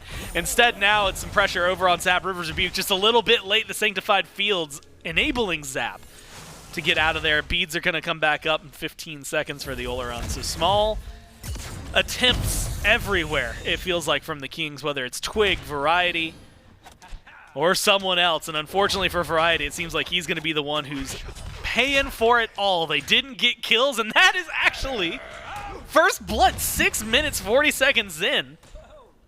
And it's the tamest thing in the world. It's just a 2v1 in solo, and poor Variety can't get away. And all these fights we saw where everyone's getting out 1 health, they're just using their relics. And that's the first blood we got with all those, you know, really so cool many great, interactions. Yeah. Cool fights, cool ults, cool abilities, invades. No, it's just a 2v1 around the totem. First blood over to Scream, though, and he's actually opting for that Soul Leader. So he's doing the... I don't know if any god specifically runs trans into Soul Leader right now. A lot of the times if you're running Soul Leader, you're just comboing with the Jotuns to just go for that full early game. But this will allow him to maybe, you know, change how he wants to play the Hunbots and play for maybe 1v1 potential onto Twig. Because that's a lot of power, it's a lot of sustain, which Twig just has innately in his kit. That's why he doesn't have to go for the trans and Soul Leader. He's going for the Jotun's trans, which is slightly slower. And it's going to change out maybe the pace of the game in the middle. We've seen that a lot, right? Jotuns, oh, I'm going to rush the Jotuns, then I'm going to go Transcendence. And it will cause sometimes a lull, though. Game 3, specifically for the Ravens, this is a point where they need to be very careful with every engage, right? You don't want to let this game slip out of hand. You don't have many opportunities after this one. So what can they do right now? It's Hurry in trouble. Damage is there. Twig finishes it off. But the credit, I mean, Quig, Tings, the ult, all the control. The Kings knew what they were looking for, and they find it. Yeah, I mean, Hurry uses his dash there, and he's just going to be punished if he doesn't, you know, have his team around him. Unfortunately, a lot of his team is not around. Twig now rotating through. Purple buff is about to spawn. Quig's also here. Quig's ult is still down for a little bit. Should be good damage. Has the ult from Zap. There's the bat out of hell. This is part of the Camazotz appeal when Olorun's on the other side. Zap manages to secure the purple and stay alive. Keeps his beads. All in all, I mean, just dropping your ult to make sure that that happens, Zap has to feel happy. Yeah, Zap has been under a lot of pressure this entire game so far, and he's not really been punished for that. He's been using his beads, using his ult a lot, and as I say that, Jarcorrr looks for the 1v1, knock up onto Zap, impale if he hits. Oh, very close. Now he is thrown under tower, no rotations coming through, should be a 2 out for both teams. No kills, beads forced on Zap though now, so now no ult. No beats for Zap. Second time we've seen him in this scenario. And nothing happened last time. You have to imagine, though. I mean, we've seen a little bit more from Quig, and definitely more from Twig. So the two of them might be able to get something working over here. Of course, when I say that, Twig is on the right-hand side of the map and pretty deep on their own side of the jungle, so it's not like they're looking for anything. Quig, though, one Riptide, half-health Zap might be able to find something. Rotation on the right-hand side of the map. Looked like Scream and Vin were going for solo. Then for Twig. Then for solo. Then for Twig, and now they're committing on Twig. It's going to be the CC crash in from Venenu. The ult over the wall, and one barrel does the job. Kill for the mid laner on the Ravens, and it's flashy at that. And it's almost like they couldn't decide which one they wanted to kill. They knew they could We're kill gonna either kill of somebody. them. They knew they could kill either. They decided on Twig. Twig's ult was still down. Twig, and actually, instead of the trans, he's going for the hi-rez, which spikes better. It is less damage on your poke abilities, but your all-in potential should be slightly higher with the hi-rez over the trans. It'll be, I mean, maybe a massive spike, considering what we've been seeing. And it's maybe more the way that Twig's been playing. It'll apply that. Variety, maybe overstayed his welcome. Then proved me wrong. He's Hades. Sometimes you forget how quickly he heals back up. Despite having seen him, I believe, both games so far. Haddix, though, who was on it last time, I think eating one of Hades, if not the first loss, then the second of the weekend. I would wager, based on memory, the first loss last game. So it shows that it's not Hades that's infallible, right? He's just going to set up a lot for you. And if you go back to the ults Variety had in game 1, I mean, just yeesh. It's going to be too much to handle. Some huge teamfight ults. Especially if you, I mean, Variety stacked up with Tingz, Quig, you know, damage from Jarcorrr. Like, there's too much that you could apply on it. It's maybe not the same Hades Ganesh 1-2 punch that it had, but I still don't want to get caught in it. No, especially with the Hades build right now. Book, Bancrofts, Typhons, Poly. A lot of power for the all-in, a lot of trading potential with that Poly. And it's still very hard to deal with. Just that Tainted alone makes you just super tanky and very hard to trade into. A lot of junglers specifically are relying on some sort of healing, whether it's from Soul Eater or just Kama passive. So this Trans Hades pick, I don't know why I keep saying Trans, I meant Tainted Hades pick. Very hard to trade into. There were so many, like, there was potential. There was already the Transcendence for Batz, and it was looking like Twig was going to go Transcendence. You just, at that point, it's just apply it to wherever you can find it. But like you said, the Tainted Metal, Tainted Steel, now I'm doing it, is going to get picked up. And it is, as you mentioned, hi-rez. The beacon started up by the Ravens, dropped 5 strong. The River's Rebuke. It's going to be a nice little balance, like you said, 5 strong. It's soon going to be on both sides. Great Fear No Evil finds 3. The damage separates and keeps Variety in trouble. He gets out of there, and a great Argus drop onto Hurry, onto Haddix, causes some knockups. Twig goes in for the back at Bat out of Hell. Try and get some damage out there, but instead he has to use it to disengage. Boulder bounces around, gets some damage, and it's a huge trade. 5 for 5 ults left and right. Damage in the yellow for so many, and yet no kills, and the beacon goes over to the Ravens. Zap was just zoning 4 people by himself, sitting in his sanctified fields because they were all so weak. What an incredible, like, just weird team fight. That's going to be a good feeling, too. Yeah, that nobody can walk at you. But just a wild feeling that nobody dies there. A few times now this game where we've seen some pretty big fights where nothing ends up happening. Jarcorrr, a little bit of poke on the Scream. You know, get out of my lane. Maybe, nah, Quig just a little late on the auto. Could have delayed Scream. But all of that just for the beacon. That's what's crazy. Yeah, also, Caster cursed Quig a little bit. His first ult with the Yemoja was huge. He got the Olo relics, and the past 2 have just barely missed. Looked too much at him. Jarcorrr, though. Look, he's trying to get it done. Come on. Oh, man, he got clowned on. No. It looked like it was going to be great. Zap's still going to die. And so at the end of the day, maybe it doesn't matter. But we saw it and counted every single one that missed. Variety's still alive. Trying to get away. Overhand smash. Gets the job done from Scream. 1 for 1. Dives a little too deep. Now Haddix rotates in. Riptide going to help Quig out, but a double push from Haddix finds it. Fear No Evil, chased down. It's Jarcorrr, body blocked, locked up, tossed up, killed out. And a great set of plays from the Ravens again to lock down the Kings. That is a rare thing you see where Jarcorrr misses that many autos in a row. Usually he puts the pillar up there and he's drilling every auto in Zap's stead. There he misses a few autos, and then Variety's forced to dive into that tower for the kill. Ravens pulling gold. Only Quig here, maybe looking to contest, maybe looking to steal. Might be able to ult. Something that can be dangerous. Bubble bounce, a little bit of damage. Already relatively low. Now he might just get forced out. He might just get killed as they find it. Kings do pick up the Pyro on the other side. Quig distracts and delays the Gold Fury, but objective for objective, kills in favor of the Ravens by 3. Pressure onto the tier 1 from the Kings in mid, and so it's just small. I mean, that's what it's been. This is what this game feels like. It is just trade after trade after trade. Small lead met by a small turnaround, met by a small lead, met by a small turnaround. Like, they're so evenly matched, it's just hard to predict where they're going. And we could be having a completely different game than 2-5 here if some of those fights went a different way. Yeah. Some 5v5s where everyone gets out 1 health, a couple 2v2s, 1v1s. Took 7 minutes to get to first blood despite seeing like 18 fights up to that point. Yeah, we are at a 7 kills only in a game that's had probably 10 fights total, and there's half of them everybody's escaped with no one dying. And then a few Ravens have 5 kills. They got that Gold Fury. Game's basically even 500 gold in favor of the Kings, even though they're down 2-5. I mean, classic Kings macro. They got that middle tower even after losing the Gold Fury. They got Pyro, so they ended up trading actually well, even though they lost that fight.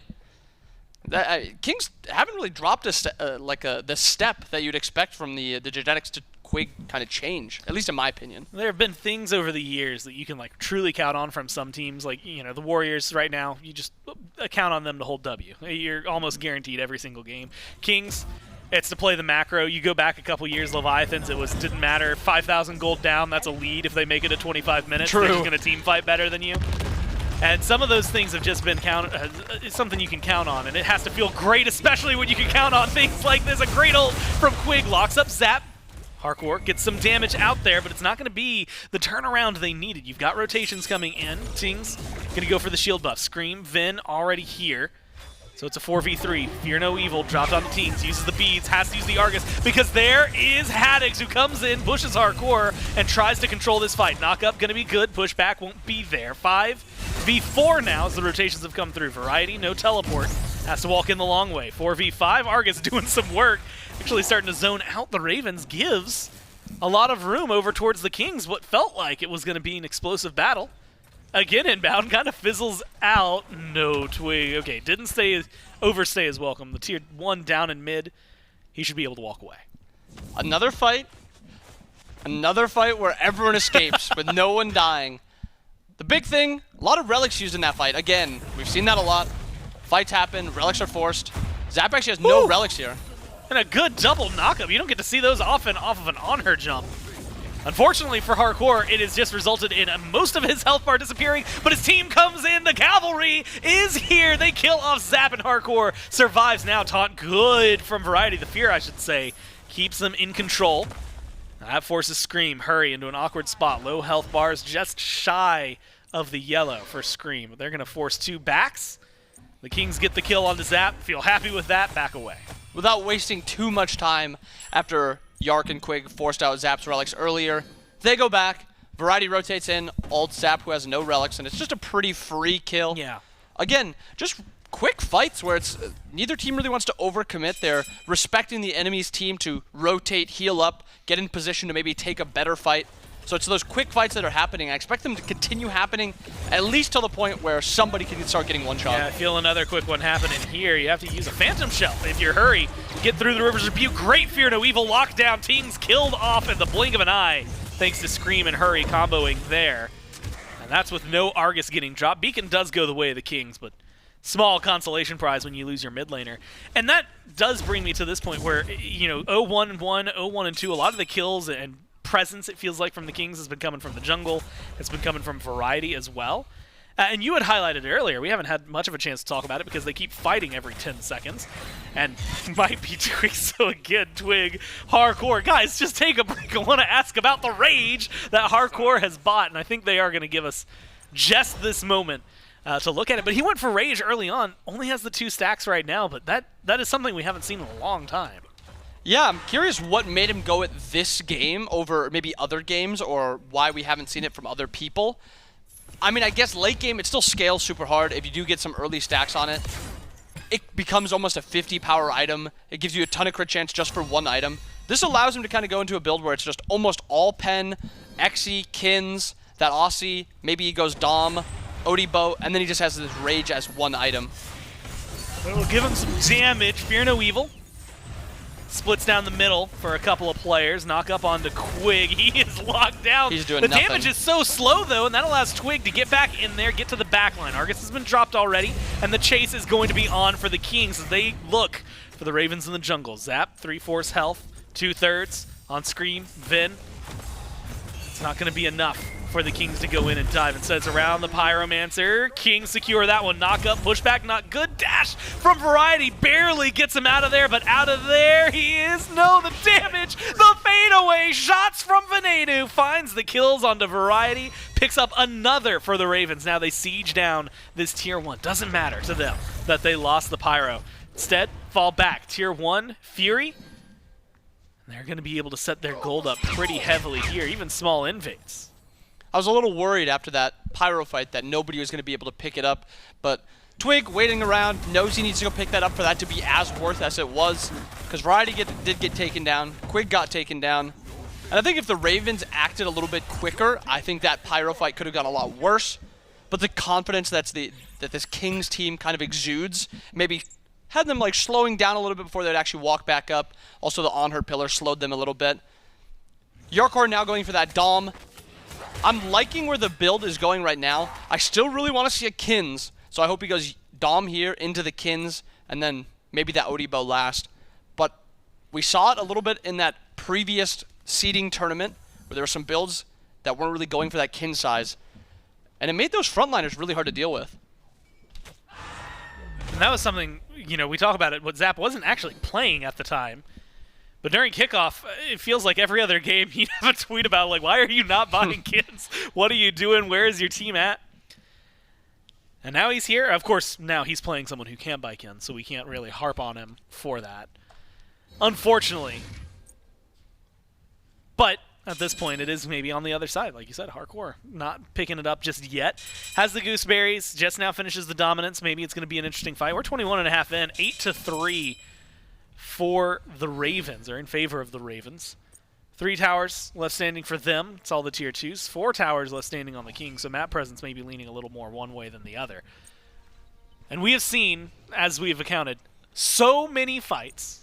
11 kills in 22 minutes isn't necessarily too crazy, compared to the amount of skirmishing and attempts that we have seen from both of these teams. And it looks like the Ravens are going to start up one more attempt here in terms of the Fire Giant. It's going to force a fight. Where the King's going to come from, where are they going to go? FG gets dropped off. They're looking instead at Variety. Variety goes for the ult. Variety gets melted down. Fear No Evil peels away Twig, makes sure that the rest of the Kings stay away. 3 big ults down on the Ravens, 2 on the side of the Kings. And now the Ravens group up to siege down right. It feels a little weird that this is only a 2K, not even 2K lead right now. The Ravens are outplaying the Kings in every team fight, it feels like. And it's not 5v5s, it's like 3v3s, 3v4s, scuffles that are really going in the Ravens' favor. And it seems like the Kings are rotating out a little bit slow other than a couple of those early fights. If the Kings really want to get back into this game, well, it's only 2,000 gold, so it's not like they're out of the game. But I mean, XP's at 4,000. We only have 1 level 20 in the game. That's going to matter a lot. If the Kings want to start winning these fights, they got to start being grouped up. A lot of these times they're dying, it's somebody getting picked. We haven't gotten, well, that's not true. We've got one massive 5v5. Nobody died from it when we saw it. Otherwise, it has felt like that, right? Odd numbers, engagements that have been in favor of one side more than the other. The Ravens get to come out on top of a majority of those. Even the 1 fights that they have won, a lot of the times they've got this now 9-kill swing, 6 ahead for them. It has been in this conversation of, like you said, hey, Variety's out of place. Now we can force a 5v4 once you kill him off. Then it's pretty easy. Beacon is up. This is the 3rd beacon of the game, which means the Titans are going to be spawning at this rate. And health-wise, could be right, could be left. I think it depends on whether or not the teams want to get it. They're not actually opting for it. Instead, opting for the Fire Giant on the side of the Ravens Kings. Rotating in. They're going to have to see this. Fear No Evil gets used. Beads now. No bat out of hell. And it's Fire Giant for the Kings. They take that one away. Variety might die, but he wins his team the big objective. FG on 4 belts for the Order Squad. Variety got in on the backside as they were so distracted by Quig. Variety stole it with an auto attack. It wasn't the detonate, it wasn't the ult, it was an auto attack that stole it away. That is an unlucky play. I love the play by the Ravens. It's a good force. They knew what they wanted to do. Unfortunately, 117 damage short, and Variety out-secures. That's always the pain. When it's just like 100 damage, you're thinking it's an auto. A crit right there from Jarcorrr would have been able to do it. Twig under pressure in the back. Bat out of hell keeps him safe and alive. Haddix taking a lot of poke. Knocked up good. But the damage and the follow-through from the rest of the Kings can't quite find the Hercules. Instead, it's going to be bullied around. Argus taking some shots, but Raijin ringing true. Twig healed up on the side. Staying alive. Fear No Evil comes in, locks down 2, pushes them back. Keeps them alive for a little bit longer. It's been back and forth. FG sustaining them up a little bit. It's just enough too, right? They're allowed to just chase out because of that. 4v5, they can take the fight, a lot of sustain. And I think this might kind of come back to haunt them a little bit. Quig's got a lot of sustain. Twig's got a lot of sustain. They've got the med. The Hades is going to be sustaining a lot. And their anti-heal is super short. Nothing on Scream, nothing on Haddix. Just the Divine on Venenu, and that is their only anti-heal application. Thank goodness it is a Raijin who does spread it out really well. But a little risky with so much sustain on the King side. The Kings, they're going to be backing up, picking up a Primal Fury after the tier 2 on left. They will lose a tier 2 thanks to Scream's split push. But right now, at least where my mind is at, is what Variety was able to do. We might have to hold that. No, we keep on. Yeah, actually, he's fine. So it's perfectly fine. Just getting into the back. I mean, we were talking about Fire Giant, specifically the geometry around here. That change showcases the visual, how easy, quote unquote, it can be to kind of get around, despite the fact that there's less walls to hide behind. Yeah, and I think it's just weak warding on the Raven side. They thought a lot of them were towards mid, and that's where their eyes were focused towards. Variety, though, on the backside from that solo lane, that little wall, it is not a big wall. It is very hard to hide behind. If you look behind it, it adds 2 seconds maybe to your adventure to kind of get wards down. Unfortunately for the Ravens, nobody checked. Variety waiting back there, gets that dash off, gets the basic attack secure. Again, it is a little unlucky from the Raven side, that 170 damage. They zoned out everyone else. Yeah. But again, that's all it takes. That's those one play here, one play there, a second here, a second there, changes the entire game. We've got the Titans coming down right in just a few seconds. But right now, it's the Kings who are standing at the tier 2 tower line of the Ravens in the right-hand lane.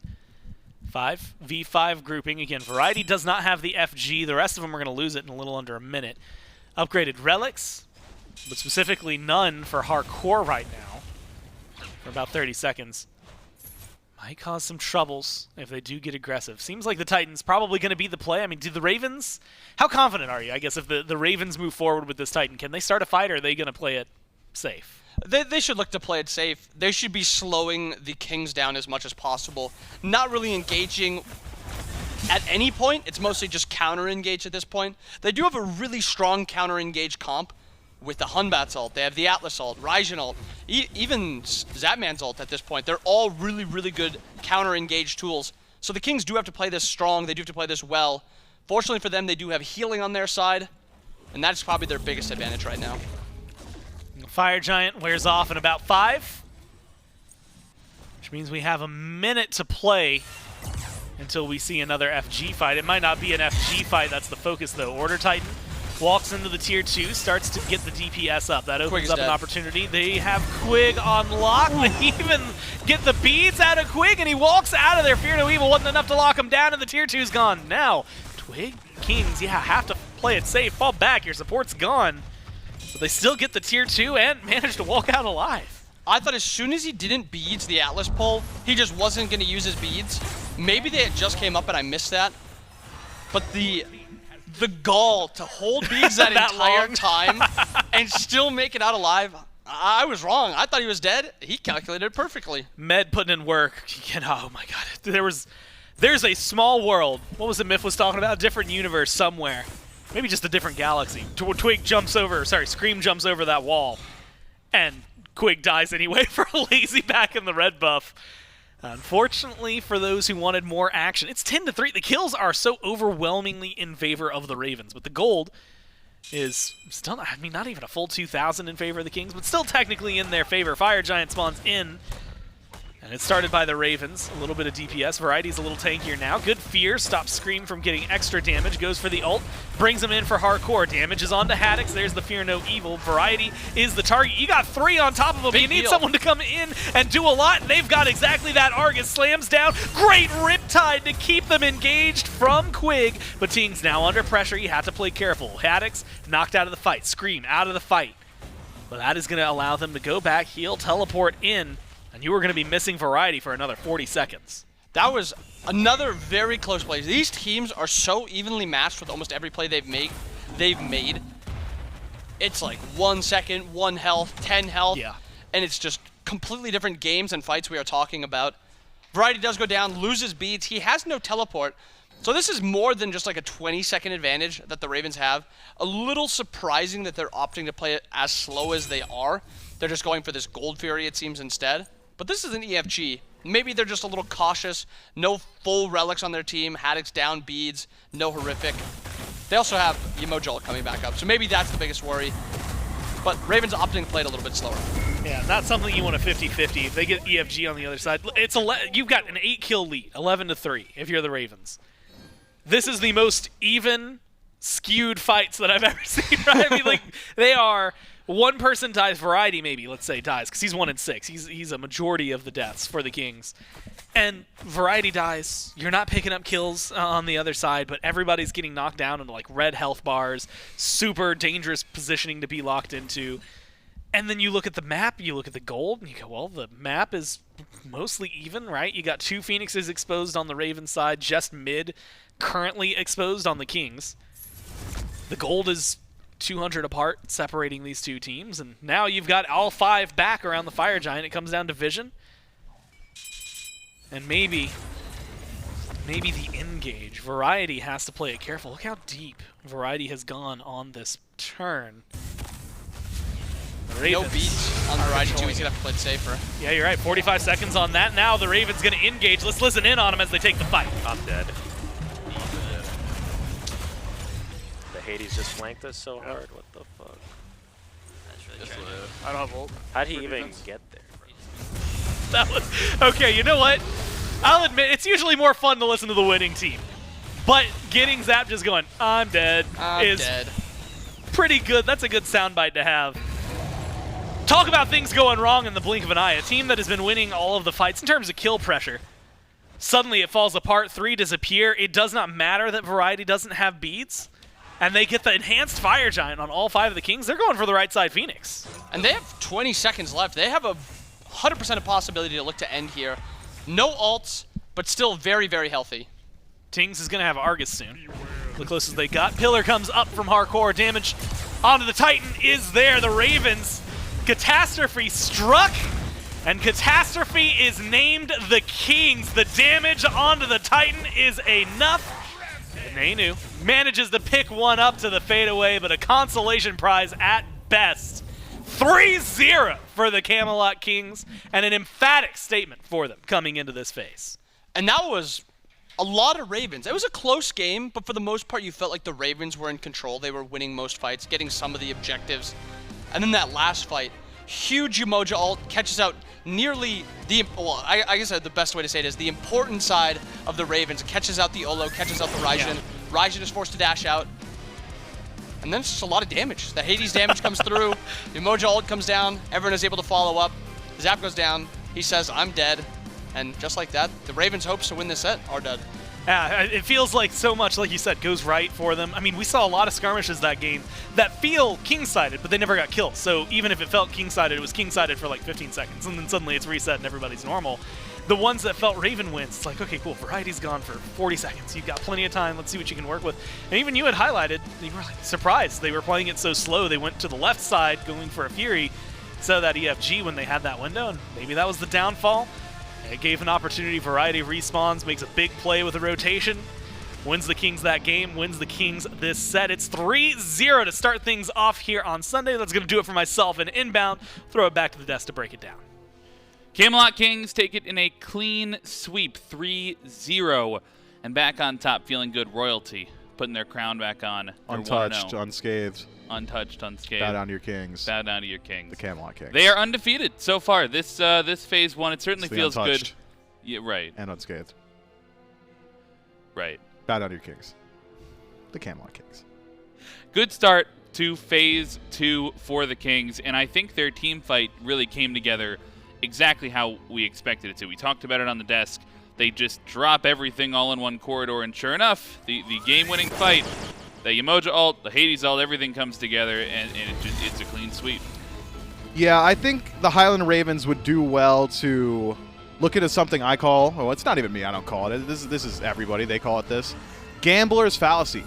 If we just keep coin tossing our objectives, we keep coin tossing around these fire giants, surely we are bound to get at least one of them. I guarantee you, the Highland Ravens, someone on the Ravens said that throughout this set, because they are just not quite lucky enough to win any of those coin tosses, man. The Camelot Kings given a bailout card a few times. Variety, of course, deserves every bit of credit for this. Oh my. Auto attack steal. I don't even know if he had a poly proc there. I think that might have just been a normal auto attack. Yeah, Variety, I mean, that single-handedly earns you MVP for the set as far as I'm concerned, because how often are you seeing that? But also, like, maybe don't coin toss it when you're, I believe, 10-2 in the slash line at that point. You won out on every single team fight.